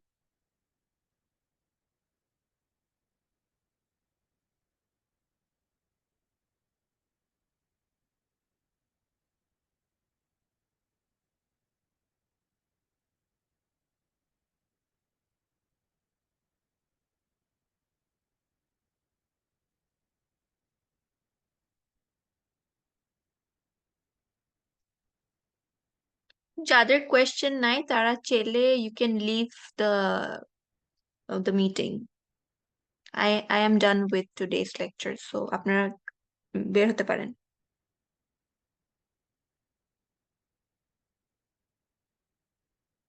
মিস অ্যাটেন্ডেন্স কি নিবেন না নিছেন আসলে? না, নিয়ে ফেলছি। আপনারা you can leave now.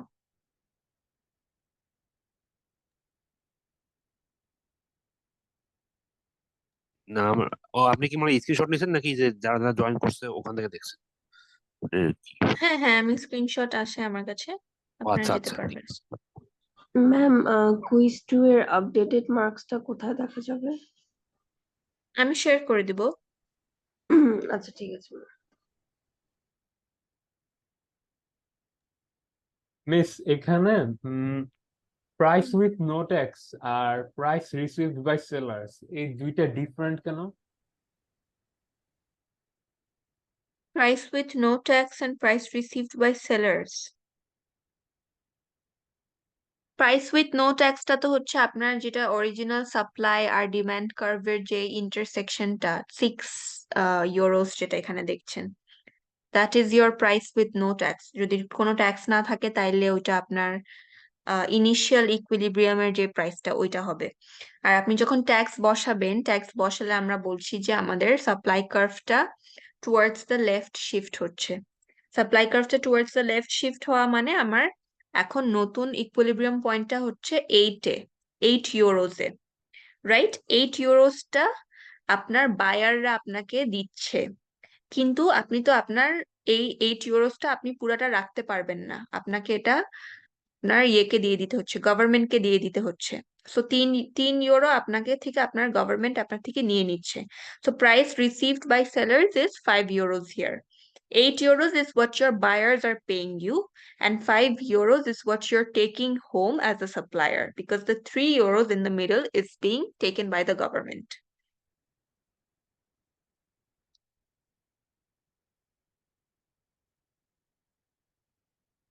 এই ক্ষেত্রে আমরা বলেছিলাম যে ট্যাক্সটা ইজ ইম্পোজড অন সাপ্লায়ার সাইডে এটা ইম্পোজ করা হয়েছিল এই জন্য।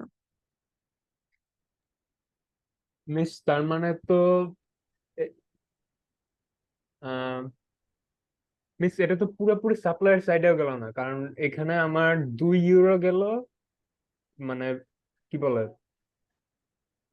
2 ইউরো গেল আমার আপনার কাস্টমার থেকে। আর ইনিশিয়াল ইকুইলিব্রিয়ামের সাথে যদি কম্পেয়ার করেন, তাইলে আগে আপনার কনজিউমাররা 6 টাকায় কিনছিল, হ্যাঁ, এখন তারা 8 টাকায় কিনছে। আপনার ইকুইলিব্রিয়াম প্রাইসটা চেঞ্জ হয়ে গেছে, এজন্য আপনার 2 ইউরো এক্সট্রা যাচ্ছে আপনার কনজিউমার সাইড সাপ্লায়ার আপনার কনজিউমারদের থেকে, আর 1 ইউরো এক্সট্রা যাচ্ছে আপনার প্রডিউসারদের থেকে। প্রডিউসাররা আগে পাচ্ছিল 6 ইউরো, এখন পাচ্ছে 5 ইউরো। হুম বাট মাঝখানের যে ডিফারেন্সটা, এই যে তিন হ্যাঁ হ্যাঁ, ওইটা ইউরোটা, এটা হচ্ছে কিন্তু ট্যাক্স। পুরাটাই গভর্নমেন্টের কাছে যাচ্ছে। এটা this is not going to anybody else. হ্যাঁ আচ্ছা মিস, তাহলে আমার একটু সমস্যা হয়, মানে কি বললাম, মানে ফ্লুয়েন্সি নাই যে এখানে আমি ইকুইলিব্রিয়াম প্রাইসে আমি 6 ইউরো পাইলাম, যেহেতু এটা হ্যাঁ, মানে ইম্পোস্ট, ইনিশিয়াল ইকুইলিব্রিয়াম। বাট মানে অ্যাকচুয়ালি এটা তো শেয়ার হয় তাই না, মানে পুরাপুরি 6 ইউরোটা প্রাইস। পেলেন আপনার ইনিশিয়াল ইকুইলিব্রিয়ামে, এটা আপনার বায়াররা যা দিচ্ছে প্রডিউসাররা তাই পাচ্ছে, কারণ এখানে হ্যাঁ হ্যাঁ কোনো ট্যাক্স নাই, হ্যাঁ মাঝখানে কোনো পার্টি নাই। হ্যাঁ সেকেন্ড কেসের ক্ষেত্রে আপনাকে বায়াররা দিচ্ছে 8 ইউরো, কিন্তু আপনি অ্যাজ আ সাপ্লায়ার এটা আপনি বায়ারদের থেকে কালেক্ট করছেন ঠিকই, বাট এটা আপনি পুরাটা এনজয় করতে পারছেন না, এর মধ্যে হ্যাঁ আপনাকে 3 ইউরো গভর্নমেন্টের কাছে দিয়ে দিতে হচ্ছে। So as a buyer, as a supplier, as a producer, আপনি যেটা আপনার টেক হোম যে অ্যামাউন্টটা, that is much less than what you are actually collecting from your buyers, কারণ আপনি পুরাটা অ্যামাউন্ট তো আপনি নিতে পারবেন না, আপনার তো ট্যাক্স দিয়ে দিতে হবে। ট্যাক্সের জন্য, because of tax there is now a difference between what buyers are paying and what producers are receiving. So এই ডিফারেন্সটা ইউজুয়ালি থাকে না ফ্রি মার্কেটে, বাট যখনই আমরা ট্যাক্স ইম্পোজ করে দিব, তখনই এই দুইটা প্রাইসের মধ্যে একটা ডিফারেন্স চলে আসে, মানে বায়ারের প্রাইস আর প্রডিউসারের প্রাইসের মধ্যে একটা ডিফারেন্স চলে আসে। আচ্ছা মিস, তাহলে প্রাইস পেইড বাই বায়ার্স আর প্রাইস রিসিভড বাই সেলার্স এটা বের করার উপায় হচ্ছে, মানে ইকুইলিব্রিয়াম প্রাইসে যা আছে ওই গ্রাফটাকে আমি 3 ইউনিটে উপরে উঠায় দিব, মানে ইনক্রিজ করা দিব। হ্যাঁ, নতুন হ্যাঁ ইকুইলিব্রিয়াম পাওয়ার জন্য। হ্যাঁ, তখন নতুন মানে নতুন কার্ভ পাবো, আর ওইটা থেকে মানে ইন্টারসেকশন পয়েন্টে 3 ইউনিট কমায় দিলে আমি প্রাইস রিসিভড বাই সেলার্স প্রডিউসারের পাবো। প্রাইসটা পাবেন। আচ্ছা ওকে।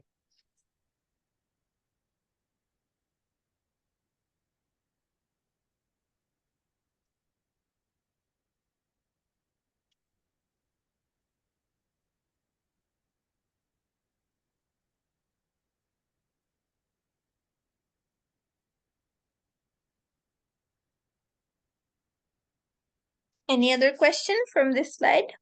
হ্যাঁ মিস, অনেক কোশ্চেন আছে, আরো আছে। হুম, আর এটা হইতেছে, আচ্ছা এটা তো হইলই। মিস এই লাস্টের দুইটা কিভাবে বের করব, মানে আমার সেন্সে আসে না ঠিক। উম, মানে কি বলে, ওইটা দেখেছিলেন মানে এই দুইটার জন্য? লজিকটা বুঝতে পারতেছি না। Did you see the book? ও না। বইয়ে একটু দেখে নেন, এগুলা বইয়ের প্রত্যেকটা মিস কেস কিন্তু করা আছে। এখানে হচ্ছে যে বইয়ে হচ্ছে যে পারফেক্টলি ইলাস্টিক সাপ্লাইতে হচ্ছে যে ফুল ট্যাক্সের বার্ডেনটা যে বায়ার্স নেই, এই জিনিসটা বুঝলাম না, মানে কিভাবে ড্র করব। আচ্ছা, আমরা একটু বইয়ে যাই। আমি একটু আপনার স্ক্রিনটা বন্ধ করে আমি একটু আমার বইয়ের স্ক্রিনটা একটু দিই।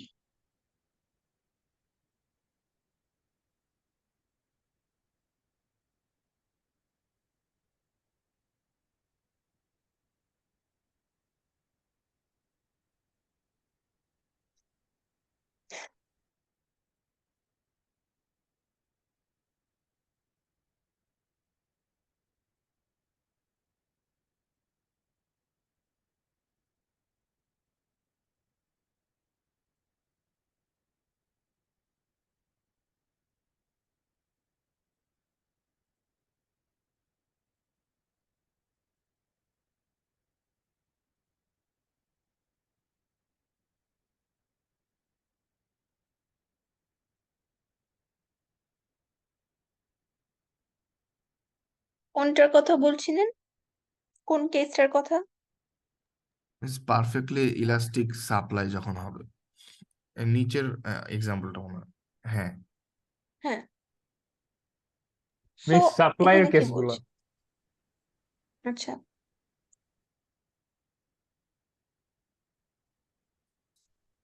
আচ্ছা, তো যখন there is no tax, আপনার সাপ্লাইটা ইলাস্টিক হলে মানে হচ্ছে সাপ্লাই কার্ভটা আপনার হরাইজন্টাল হয় পারফেক্টলি ইলাস্টিক কেসে। পারফেক্ট ইলাস্টিক কেসে হচ্ছে আপনার প্রাইস চেঞ্জ করলেও আপনার কোয়ান্টিটি চেঞ্জ হয় না।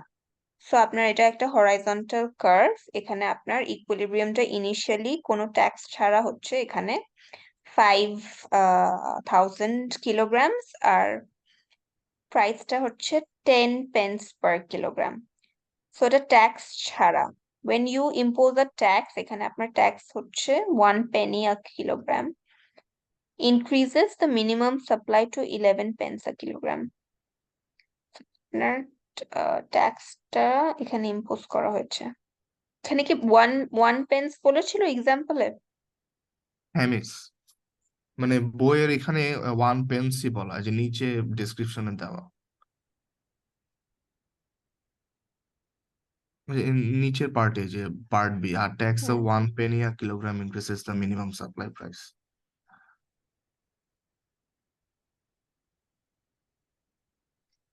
সো আপনার এখানে 1 পেন্সের ট্যাক্সের জন্য আপনার সাপ্লাই কার্ভটা পুরাটাই শিফট করে 11 পেন্সে চলে গেছে। মানে আপনার ফার্স্টে প্রাইস ছিল 10 পেন্স, এখন আপনার প্রাইস হয়ে গেছে 11 পেন্স। সো সাপ্লাই কার্ভটা যেহেতু শিফট করলো, this is the price that buyers are paying you. And আমরা যেটা আচ্ছা, আপনাদের কনফিউশন হচ্ছে ইউজুয়ালি আমরা যেটা ইকুইলিব্রিয়াম পাই ওইটা থেকে আমরা ট্যাক্সটা মাইনাস করে বলি হচ্ছে সাপ্লায়াররা এই প্রাইসটা পাচ্ছে, তাই তো? যেটা আপনার আগের যে কেসটা ছিল, যে আমরা নতুন ইকুইলিব্রিয়ামটার থেকে তাইলে 3 ইউরোস মাইনাস করে আমরা বায়ারের প্রাইসটা পেয়েছিলাম। বাট এখানে আপনারা বলছেন যে পুরাটা কেন বায়াররা নিচ্ছে, পুরা পোর্শনটা কেন বায়াররা পে করছে, কেন এটা সাপ্লায়াররা পে করছে না? Was that your question? What was the question? মানে যে ফুল বার্ডেনটা কেন হচ্ছে কনজিউমার আর কি নিচ্ছে, এটাই। আমি অ্যাকচুয়ালি সিনারিওটা বুঝতে পারি নাই যে হইতেছেটা কি অ্যাকচুয়ালি, এইটা কোশ্চেন ছিল না। আপনি বলতে এটা থাকুন। আপনার হ্যাঁ, আপনার এখানে সাপ্লাইটা হচ্ছে পারফেক্টলি ইলাস্টিক। পারফেক্টলি ইলাস্টিক হওয়ার কারণে আপনার ট্যাক্সটা আপনারা যখন সাপ্লাই সাইডেও যদি ইম্পোজ করেন বা ডিমান্ড সাইডে ইম্পোজ করেন, যে কোনো সাইডেই ইম্পোজ করেন না কেন, এটার পুরা বার্ডেনটা আপনার বায়ারদের উপর যায়। যেমন আই থিঙ্ক আমরা 4টা ডিফারেন্ট কেস স্টাডি করছি না এখানে। যখন আপনার পারফেক্টলি ইনএলাস্টিক কেস দেখছি আমরা, পারফেক্টলি ইনএলাস্টিক কেসের জন্য পুরা বার্ডেনটা যায় হচ্ছে এখানে সেলারদের কাছে, sellers pay the entire tax. আর পারফেক্টলি ইলাস্টিক সাপ্লাইয়ের জন্য আপনার buyers pay the entire tax. তার মানে কি পারফেক্টলি ইলাস্টিক হওয়ার মানে কি? পারফেক্টলি ইলাস্টিক হওয়ার মানে হচ্ছে আপনার প্রাইস চেঞ্জ হলে আপনার সাপ্লাই কিন্তু চেঞ্জ হয়ে যায় infinitely, right? That is the definition that we know for perfectly elastic supply। তার মানে আপনার সাপ্লাই সাইডটা অনেক বেশি রেসপন্সিভ। আপনার ডিমান্ড, আপনার বায়ারদের যে কন্ট্রোলটা, that is very limited, because আপনার সাপ্লাই সাইডে you have freedom to change your supply indefinitely, বা মানে ইনফিনিটলি, রাইট? আপনি অ্যাজ আ সাপ্লায়ার আপনার গুডের নেচারটা এমন, আপনার প্রোডাক্টের নেচারটা এমন যে আপনার প্রাইস যদি একটুও চেঞ্জ হয়, আপনি আপনার সাপ্লাইকে পুরাপুরি চেঞ্জ করে ফেলতে পারবেন, which is giving you this horizontal line right here। So এইসব ক্ষেত্রে আপনার বায়ারদের কাছে কোনো ফ্রিডম থাকে না, পুরা ফ্রিডমটা থাকে আপনার সাপ্লায়ারদের কাছে। and that determines যে আসলে ট্যাক্সের বার্ডেনটা কার উপর গিয়ে পড়বে। এক্ষেত্রে এটা বায়ারদের উপরে পড়ে, এই জন্য, কারণ একটু প্রাইস চেঞ্জ হলে আপনার সাপ্লায়াররা তাদের ডিসিশন পুরোপুরি চেঞ্জ করে ফেলবে। সো ট্যাক্সের বার্ডেনটা সাপ্লায়াররা নিবে না, ওটা পুরাটা পাস অন হয়ে যাবে কনজিউমারদের কাছে। ইনইলাস্টিক সাপ্লাই, ইনএলাস্টিক সাপ্লাই জিনিসটা উল্টা। ইনএলাস্টিক সাপ্লাই আমরা বলেছিলাম যে ধরেন আপনি এমন একটা প্রোডাকশন ইউজ করেন যেখানে আপনি এমন একটা গুডের প্রোডাকশন করছেন যেখানে আপনার রিসোর্স গুলা হচ্ছে অনেক বেশি লিমিটেড হওয়ার কারণে আপনি, যেমন আমরা বলেছিলাম ম্যাঙ্গোর কথা, যে ম্যাঙ্গো সিজন ছাড়া ম্যাঙ্গো আমরা তো পাই না, we cannot cultivate mangoes in any other part of the year. So আমার যদি প্রাইস মার্কেটে বেড়েও যায় বা কমেও যায়, আমি কিন্তু অ্যাজ আ সাপ্লায়ার আমি কিন্তু ওভাবে রেসপন্ড করতে পারবো না, প্রোডাকশন আমি হুট করে বাড়াতে পারবো না। I have to wait until the next cultivation season for me to enjoy the benefits, right? So as a supplier I am very restricted, আমি প্রাইস চেঞ্জের সাথে আমার রেসপন্সটা স্ট্রংলি হতে পারে না। সো ইন দিস কেস আপনার ট্যাক্স যদি বসায়, আপনার পুরা বার্ডেনটাই আপনার সাপ্লায়ারের উপরে যায়, বায়ার্সরা তখন কোনো বার্ডেন আর তারা আম, তারা ফেস করে না। এটা আপনার গ্রাফিক্যালি দেখে বুঝাটা পসিবল না।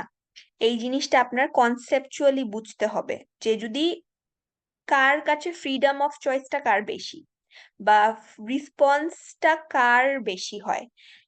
ইনএলাস্টিক সাপ্লাইয়ের ক্ষেত্রে ফ্রিডমটা থাকে বায়ারদের কাছে, সাপ্লায়ারদের কাছে ফ্রিডমটা কম থাকে, তারা তাদের ইচ্ছা মতো কিন্তু প্রোডাকশন চেঞ্জ করতে পারে না হুট করে। সো এই ক্ষেত্রে আপনার ট্যাক্সের বার্ডেনটা তার উপরেই পড়বে, যার জন্য রেসপন্স করাটা পসিবল না। বিকজ দেন ওর তো মার্কেটের সাথে তো সে তার প্রোডাকশন চেঞ্জ করতে পারতেছে না মার্কেটের ডিমান্ডের সাথে। সো তার ফ্রিডমটা যেহেতু কম, ট্যাক্সটাও তাকেই বেয়ার করতে হচ্ছে। And the opposite scenario is happening in this case. এটা আপনি গ্রাফ দেখে বুঝতে পারবেন না, গ্রাফ দেখে আপনি বলতে পারবেন না যে এটা কি পুরাটা বায়ার দিবে নাকি সাপ্লায়ার দিবে, কিন্তু এটা আপনাকে আন্ডারলাইন যে কনসেপ্টটা, আমাদের ইলাস্টিসিটির যে কনসেপ্টটা, ওইটার উপর বেস করে আপনাকে এই জাজমেন্ট কলটা করতে হবে যে আসলে হু should be miss paying elastic for supplier this goods. কনসেপ্টটা বুঝতে পারছি যে বায়ারের আর তেমন অপশন নাই, তার প্রাইস চেঞ্জের সঙ্গেই মানে কি বলে পারচেস করতে হবে, কিন্তু ইনইলাস্টিক সাপ্লায়ার ব্যাপারটা এখনো বুঝলাম না। ইনলাস্টিক সাপ্লায়ার ব্যাপারটা হচ্ছে পুরাটাই আপনার সেম জিনিস হচ্ছে সাপ্লায়ারদের জন্য, সাপ্লায়ারের আর কোনো অপশন নাই। সে প্রাইস চেঞ্জ হলেও সে তার প্রোডাকশন বাড়াতে পারে না, তার প্রাইস কমলে সে প্রোডাকশন কমাতে পারে না, তার ফ্রিডমটা কম, তার ফ্রিডমটা নাই ওখানে। সো এই ক্ষেত্রে আপনার পুরাপুরি বার্ডেনটা তাকেই নিতে হচ্ছে, কারণ সে তো তার কনজিউমারদেরকে সে এখানে ইনফ্লুয়েন্স করতে পারবে না, তার কোয়ান্টিটি চেঞ্জ করে সে কিছু করতে পারবে না, তার কোয়ান্টিটি সে চেঞ্জ করতে পারবে না। সো এই ক্ষেত্রে আপনার ফ্রিডমটা তার কাছে নাই, এই জন্যই বার্ডেনটা পুরাপুরি তার উপর। সেম লজিক, আপনি যেটা ওইখানে যে লজিকটা অ্যাপ্লাই করছেন এখানে একই লজিকটাই অ্যাপ্লাই করবেন, বাট কোন পার্টির নেগোসিয়েশন পাওয়ার কেমন, ওইটার উপর আসলে নির্ভর করে যে ট্যাক্সের বার্ডেনটা কোন পার্টিকে বেয়ার করতে হবে। মিস তাহলে ব্যাপারটা কি এমন যে মনে করেন আমার উপরে ট্যাক্স বসানো হয়েছে যে আর একজন সাপ্লায়ার ডিসাইড করলো যে তার বায়ারদের মানে বেশি প্রাইস দিয়ে কিনতে হবে, কিন্তু তার বায়াররা কিনবে না কারণ তাদের কাছে অপশন আছে এরকম। হ্যাঁ, ওটা ডিমান্ডের জন্য আপনি বলছেন, বায়ারদের কাছে অপশন থাকা মানে তাদের ডিমান্ডটা ইলাস্টিক, হাইলি ইলাস্টিক। মিস তাহলে মানে আমি সাপ্লাইয়ের রেসপেক্টে চিন্তা করতে পারতেছি না, মানে ইনইলাস্টিক সাপ্লাইয়ের কেসটা। সাপ্লাইয়ের জিনিসটাও একই, মানে এখানে আপনার যেহেতু সাপ্লাইয়ের উপর, সো আপনার জিনিসটা হচ্ছে মেইন যে আপনার main party concern is the producers, right?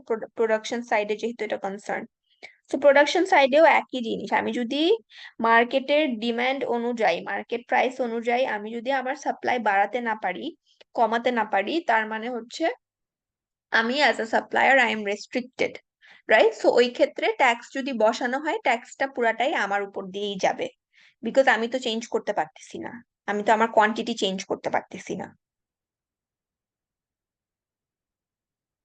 বায়াররা যেমন অন্য প্রোডাক্টে সুইচ করে যায়, ওই কনসেপ্টটাই হয় এখানেও, যদি আপনার সাপ্লাই থাকে ইলাস্টিক। ইলাস্টিক থাকলে মানে কি আপনি আপনার প্রোডাকশন চেঞ্জ করে ফেলতে পারবেন, মানে প্রোডাকশন আপনি ইজিলি সুইচ করতে পারবেন বা কোয়ান্টিটি আপনি চেঞ্জ করতে পারবেন। সো ওই ক্ষেত্রে আপনার ফ্রিডমটা কমে যাবে, সরি ফ্রিডমটা বেড়ে যাবে। হ্যাঁ হ্যাঁ, ওই কেসটা বুঝতে পারছি আমি, কিন্তু এটার উল্টাটা এইটা বুঝতে একটু সমস্যা হতেছে। The underlying conceptual framework is the same, মানে যার যত ফ্রিডম থাকে, যার যত এরিয়া থাকে টু মুভ টু চেঞ্জ, সে আসলে তত কম বার্ডেন ফেস করে অফ দ্য ট্যাক্স।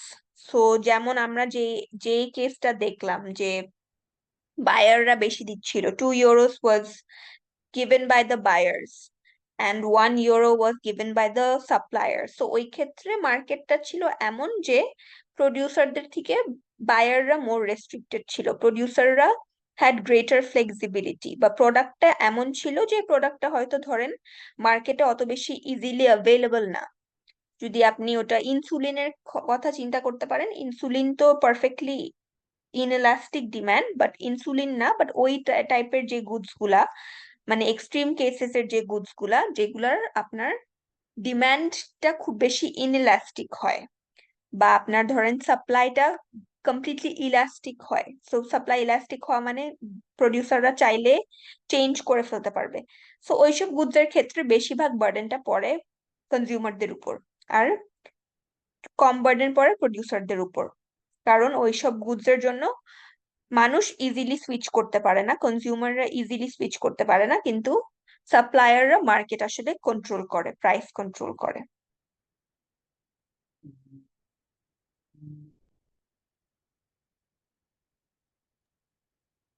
আচ্ছা মিস, হ্যাঁ। কিছু কিছু কোশ্চেনে লেখা থাকে যে ট্যাক্স এত অ্যামাউন্ট বসানো হয়েছে, হুম। মানে বলা থাকে না যে ট্যাক্সটা কি সেলারদের উপর না বায়ারদের উপর, তো এটা কিভাবে বুঝবো যে কোন গ্রাফটা আমাকে মানে চেঞ্জ করতে হবে? এটা মানে কোথায়, আপনি কি বইয়ের কোয়েশ্চেনের কথা বলছেন? হ্যাঁ, বইয়ে এরকম ছিল আর কি। এটা আপনাকে ইউজুয়ালি আপনারা যে ধরনের কোয়েশ্চেন পাবেন আপনাদেরকে বলে দেয়া হবে যে কতটুকু বায়ারদের উপর হবে নাকি সাপ্লায়ারদের উপর, নাকি সাপ্লায়ারদের উপর হবে।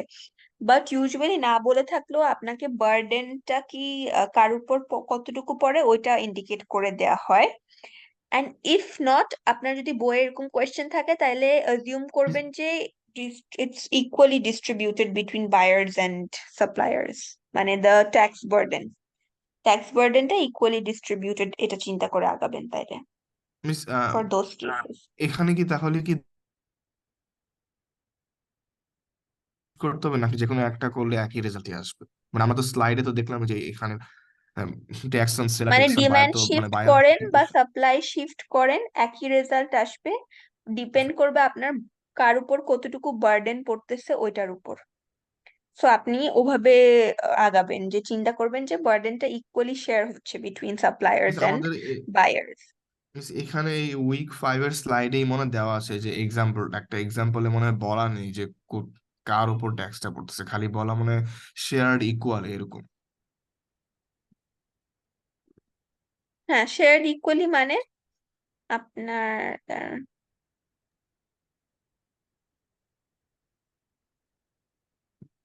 চার রকম যে সিনারিও, ওই সিনারিওর স্লাইডেই হচ্ছে যে একটা এক্সাম্পল দেওয়া। মিস এই যে এটা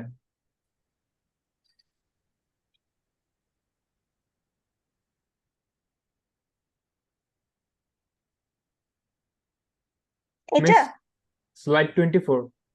না না না মিস, হ্যাঁ, এখানে ওই যে পারফেক্টলি ইলাস্টিক ইনইলাস্টিক সবগুলা যে সিনারিও দেওয়া, ওখানে একটা এক্সাম্পল দেওয়া ছিল। আপনার ওইটা কি মিস আমার সাইড দেখতে পাচ্ছেন? এখন দেখা যাচ্ছে, হ্যাঁ এই যে এটা। হ্যাঁ, এটা আপনার বইতে আছে তো, এটা হচ্ছে এই যে বইতে আই থিঙ্ক এই এক্সাম্পলটা আছে। মিস এই এক্সাম্পলে হচ্ছে যে মানে এখানে বলা বায়ার্স ও সেলারদের উপর মানে ইকুয়ালি পড়তেছে, কিন্তু হচ্ছে যে কিছু কিছু কোশ্চেন আর কি মানে জাস্ট বলা যে টেক্সট অফ এত অ্যামাউন্ট, এরকম ভাবে বলা। তখন ইকুয়াল ধরে আগাবেন আপনি, যদি না তাহলে কি বলা মিস থাকে মানে তাহলে কি এক্সপ্লিসিটলি। মিস মানে ইকুয়াল বললে হচ্ছে যে মানে সাপ্লাই কার্ভ জাস্ট একটা শিফট করলেই কি চলবে? হ্যাঁ, যে কোনো একটা শিফট করলে চলবে, সাপ্লাই বা ডিমান্ড যে কোনো একটা শিফট করে আপনি অ্যাজিউম করে নেবেন যে ইকুয়ালি আপনার বার্ডেনটা শেয়ার হচ্ছে। সো ধরেন যদি 10 ইউরোস যদি বলে থাকে ট্যাক্স, তাহলে আপনার 5 ইউরোস আপনার বায়াররা দিবে আর 5 ইউরোস সাপ্লায়াররা দিবে। ওভাবে আপনি চিন্তা করে আপনার কার্ভটা শিফট করাবেন। আচ্ছা 1.5 এর যেটা, ওটা মনে হয় দুইটাই শিফট হয়, ডিমান্ডও শিফট হবে সাপ্লাইও শিফট হবে, হ্যাঁ আমি 1.5 ওইটা করেই ইউনিটস করে করে। করেছি। হ্যাঁ আমি ওইটা করেই করেছিলাম, পরে মানে আমি যেভাবে করছি সেখানে হচ্ছে প্রাইসের প্রাইস কি হয়?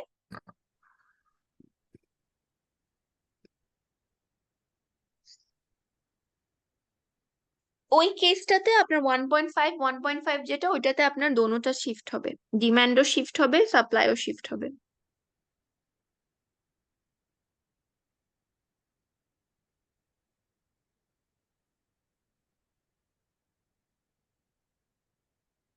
ওকে, what's the next question?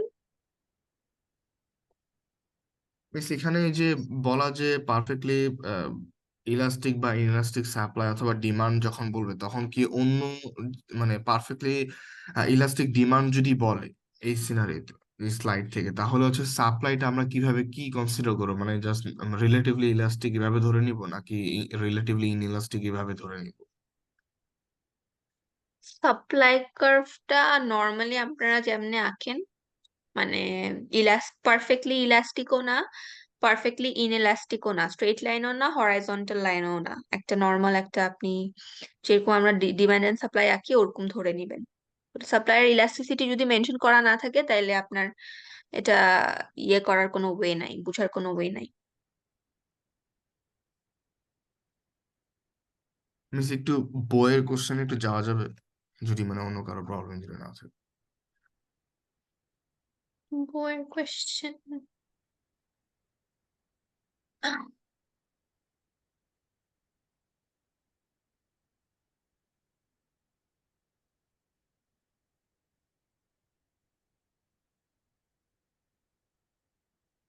এই চ্যাপ্টারের হ্যাঁ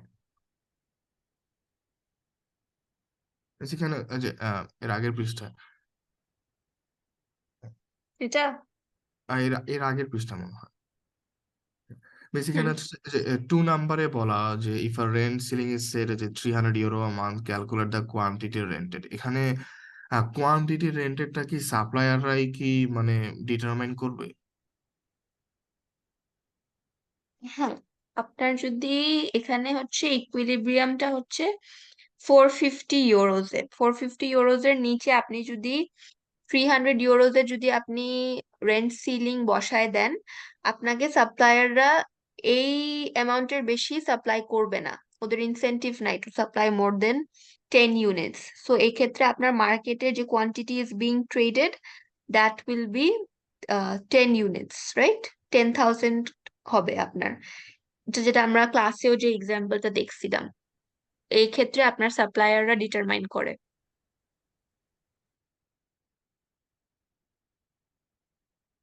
শর্টেজ হবে আপনার, ডিমান্ডটা বের করবেন, ডিমান্ড হচ্ছে 30, সো 30 - 10, 20 ইউনিটস এর একটা শর্টেজ থাকবে মার্কেটে। 300 প্রাইসে আপনার কোয়ান্টিটি ডিমান্ডেড কি, কোয়ান্টিটি সাপ্লাইড কি, কোয়ান্টিটি সাপ্লাইড উইল ডিটারমাইন যে আপনার কতগুলা হাউজিং রেন্ট করা হচ্ছে, বিকজ সাপ্লায়াররা যদি এর চেয়ে বেশি সাপ্লাই না করে, আপনার এর চেয়ে বেশি হাউস আপনি রেন্ট করতে পারবেন না। বাট ডিমান্ডটা তো আপনার 300 ইউরোতে, ডিমান্ড লাইনটা আপনি ট্রেস করেন, ডিমান্ড লাইনটা হচ্ছে 30, so 30 units are being demanded but only 10 units are being supplied, so the shortage is in this case shortage is 20 units. আর মিস এখানে লাস্টের পার্টে বলা যে সামওয়ান যে maximum price someone willing to pay, এটা কি 600 হবে? কারণ যেহেতু 10 কোয়ান্টিটির হ্যাঁ, জন্য। ডিমান্ড কার্ভটা তে ট্রেস করবেন, maximum price someone is willing to pay at 10 units is এই যে এখানে 600. You have to trace it back to the demand curve.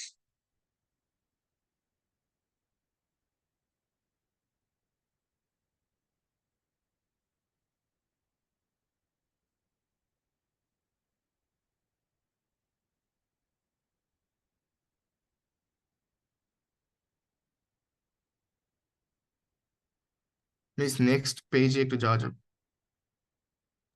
Question 9। 9. হ্যাঁ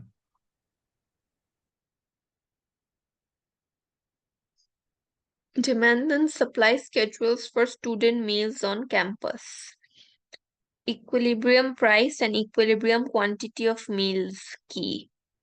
Equilibrium price and equilibrium quantity হচ্ছে 2500, যেখানে আপনার demand equal supply equal, so 2500, আর আপনার price হচ্ছে 6 pounds per meal. If the university puts a price ceiling on 7 miss pounds 9 number meal, if the university puts a price ceiling on student meals at 4 pounds a meal, so equilibrium price হচ্ছে 6 pound, আপনাকে একটা price ceiling বসাই দিল 4 pounds এর উপর. What is the quantity bought, the shortage of meals, and the maximum price that someone is willing to pay? So 4 pounds এ দেখেন, 4 pounds এ আপনার quantity demanded হচ্ছে 3000, quantity supplied হচ্ছে 1500. সো এই ক্ষেত্রেও আপনার প্রাইস যেহেতু একটা সিলিং সেট করা আছে, আপনার quantity that is being bought will be equal to the quantity that is being traded, right? 1500টার বেশি কোয়ান্টিটি ট্রেড করা হবে না, সো 1500টাই আপনার quantity that is being bought হবে, কারণ প্রডিউসাররা এর চেয়ে বেশি সাপ্লাই করবে না মার্কেটে. সো এক্ষেত্রে আপনার শর্টেজটা হবে, যেহেতু ডিমান্ড 3000, সাপ্লাই 1500, সো আপনার ডিমান্ড শর্টেজটা হবে 1500, 3000 minus 1500. Maximum price that someone is willing to pay for the last meal available. এটা আপনার আসলে একে দেখতে হবে সকল, আচ্ছা এটা মিস আপনি যদি এটা বুঝতে পেরেছি এই জিনিসটা মিস যদি এরকম যদি হইতো যে মানে যে 4 pounds পার মিলে হচ্ছে যে ডিমান্ড অনেক কম, মানে ডিমান্ড কম সাপ্লাই বেশি, তাহলে কি কোয়ান্টিটি বট কি তাহলে কোয়ান্টিটি ডিমান্ডটাই কি ডিটারমাইন করতো? হ্যাঁ, কিন্তু এটা কখনো আপনার হবে না, কারণ প্রাইস সিলিংটা আপনার ইউজুয়ালি বসানো হয় ইকুইলিব্রিয়াম প্রাইসের কম.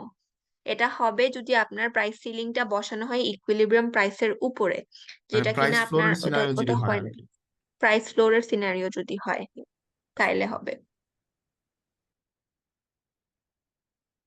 মিস এই যে 13 নাম্বার, মানে এটা অপোজিটে 13B তে এই যে মিস বলা যে if roses are taxed at 6 pounds a bunch what is the price and quantity bought. এখানে মিস এই যে এখানে হচ্ছে যে কনফিউশনটা আসছে যে 6 pounds a bunch A tax করা এটা কাদের উপর পড়ছে সেটা বুঝলাম।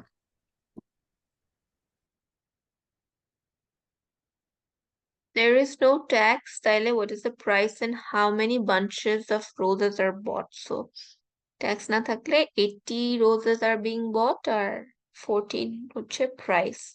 যদি রোজ ট্যাক্স করা হয় at 6 pounds a bunch, তাহলে what is the price and quantity bought? Who pays the tax? এটা আমার আসলে এখানে এটা এটা গেস করার কোনো ওয়ে নাই, আনলেস আমি বলে দিই যেটা সাপ্লায়ারের উপর নাকি কনজিউমারের উপর. যদি বলা না থাকে তার মানে আপনি ধরে নেবেন যে 3 পাউন্ড দিচ্ছে কনজিউমাররা, 3 পাউন্ড দিচ্ছে সাপ্লায়াররা. সো এটা আপনি সাপ্লাইকেও শিফট করাতে পারেন বা দোনোটাকে ইকুয়ালি শিফট করাতে পারেন, ডিমান্ড কার্ভকেও শিফট করাতে পারেন, সাপ্লাই কার্ভকেও শিফট করাতে পারেন. হু পেস দ্য ট্যাক্স? মিস এখানে কি দুইটাকে আপনি কি একে কি বুঝতেছেন, ইলাস্টিসিটি কি কোনো আছে নাকি, যে সাপ্লাইটা কি মোর ইলাস্টিক নাকি বা ডিমান্ড কি মোর ইলাস্টিক নাকি, একে দেখছেন এগুলা?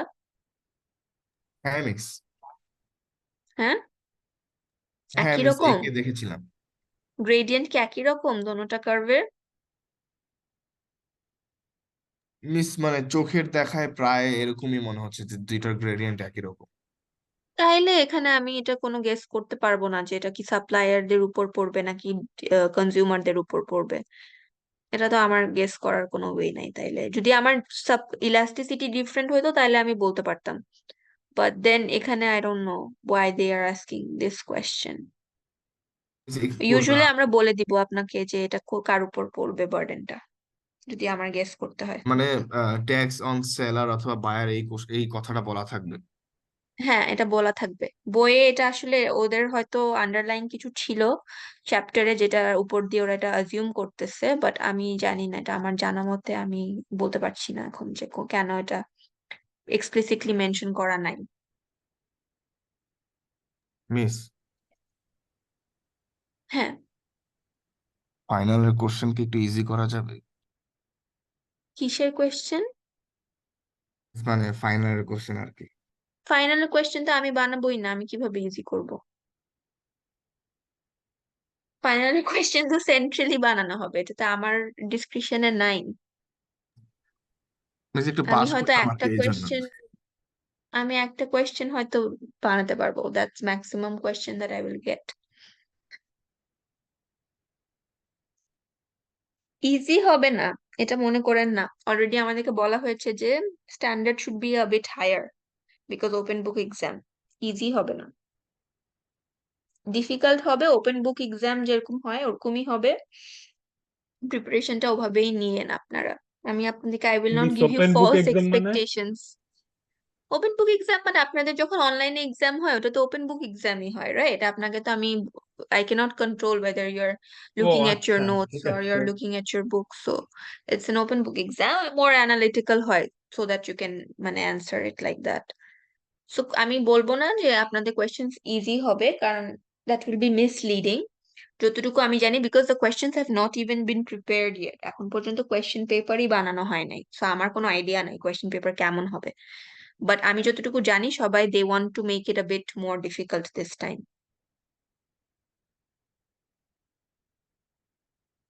মিস আমাদের তাহলে হচ্ছে যে পাস্ট পেপারস থেকে বা ওরকম সিমিলার টাইপের একটা কোশ্চেন দিলে একটু ভালো হয় আর কি, মানে একটু আইডিয়া পেতাম যে এক্সামে কিরকম আমি ওই আসবে। যে মিড টার্মের আগে যেমন প্র্যাকটিস শিট দিছিলাম না, ওরকম একটা প্র্যাকটিস শিট দিয়ে দিব।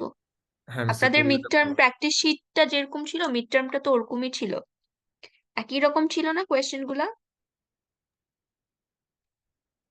সো ওরকমই থাকবে প্র্যাকটিস শিট। ম্যাম প্র্যাকটিস শিটের সাথে আহ, এত বেশি ম্যাচ কিন্তু হয়নি মিস, মানে আমার কাছে মনে হয়েছে। এক্স্যাক্টলি তো ম্যাচ করবে না, আপনার সিমিলার প্যাটার্ন দেখতে পারবেন আর কি। এত বেশি ম্যাচ কেমনে হবে? তাহলে তো আর পয়েন্ট কি, মানে এক্সামিনেশনের পয়েন্ট কি? আমি যদি মানে আমি ওটা বলতে চাইনি, মানে প্যাটার্নও দেখা গিয়েছে যে যা পড়েছে একটু কঠিনই আসছে প্র্যাকটিস শিটে, তো ওটা মনে হয়েছে। এটা তো হয়, যা পড়বেন ক্লাসে যা করানো হয় ওটার চেয়ে একটু কঠিনই আসে সবসময়। এক্স্যাক্টলি একই রকম কোয়েশ্চেন তো আসে না, কিছু করার নেই তো এটাতে।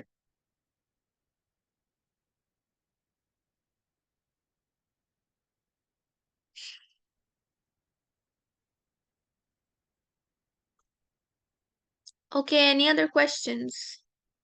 Yes miss. হ্যাঁ বলেন। মিস স্ক্রিন শেয়ার দিতেছি।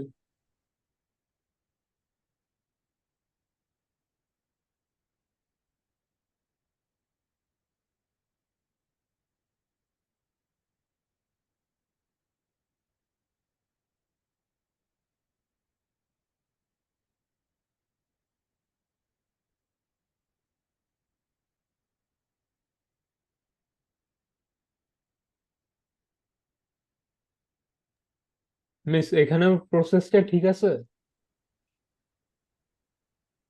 এটা কোন কোয়েশ্চেনটা? এটা কোশ্চেন না ঠিক, মানে উম, আমি গ্রাফটা বুঝার চেষ্টা করতেছি। মানে কাস্ট, মানে এস প্লাস ট্যাক্স নাকি? ও wait.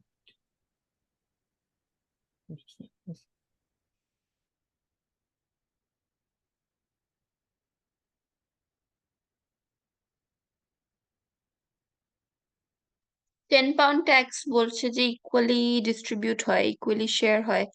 সো আপনার 10 পাউন্ডস এর থেকে আপনি 5 পাউন্ডস বাড়ায় দিছেন প্রাইস।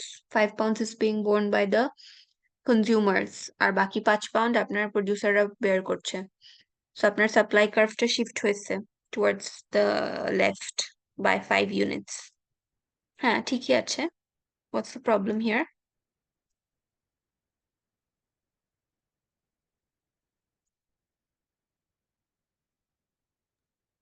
মিস এখানে আরেকটা ব্যাপার, this new supply curve does not show marginal social cost, it's only a transfer resources to the government.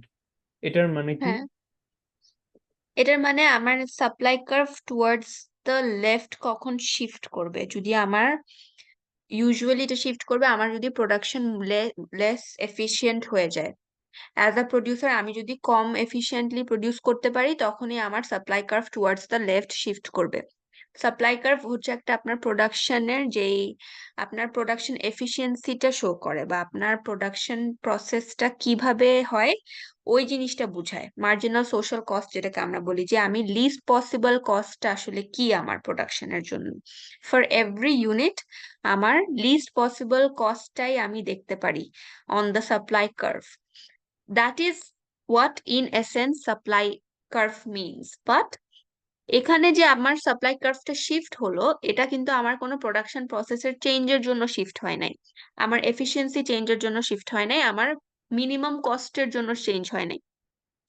এখানে চেঞ্জ হয়েছে অনলি বিকজ অফ ট্যাক্স, মানে আমি একটা অ্যামাউন্ট আমার গভর্নমেন্টকে দিয়ে দিতে হচ্ছে বলে আমার সাপ্লাই কার্ভটা শিফট হয়েছে। So this is not my marginal cost curve. এজন্য আপনারা যখন কনজিউমার সারপ্লাস, প্রডিউসার সারপ্লাস যখন বের করবেন, আপনারা কিন্তু অরিজিনাল যে সাপ্লাই কার্ভটা ওই সাপ্লাই কার্ভটা ইউজ করেই আপনার মার্জিনাল কস্ট, সরি, আপনার কনজিউমার সারপ্লাস আর আপনার প্রডিউসার সারপ্লাস আপনারা ক্যালকুলেট করেন। আপনারা কিন্তু নতুন রেট কার্ভটা ইউজ করেন না। এটার কারণ হচ্ছে নতুন রেট কার্ভটা আপনার মার্জিনাল কস্ট কার্ভ না, ওইটা জাস্ট আপনার ট্যাক্সের অ্যামাউন্টটা বোঝায়। মিস কি ক্যালকুলেট করার সময়?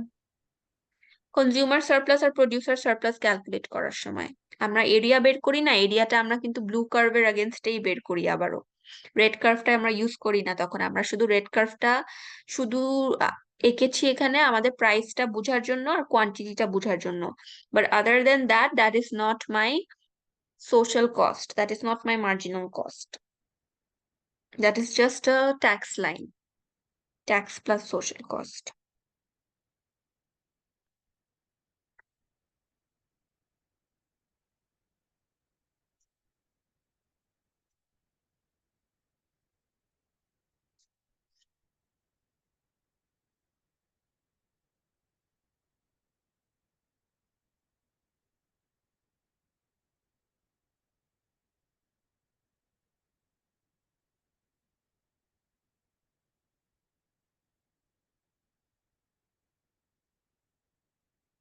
Okay, is that all, or do you guys have any other questions?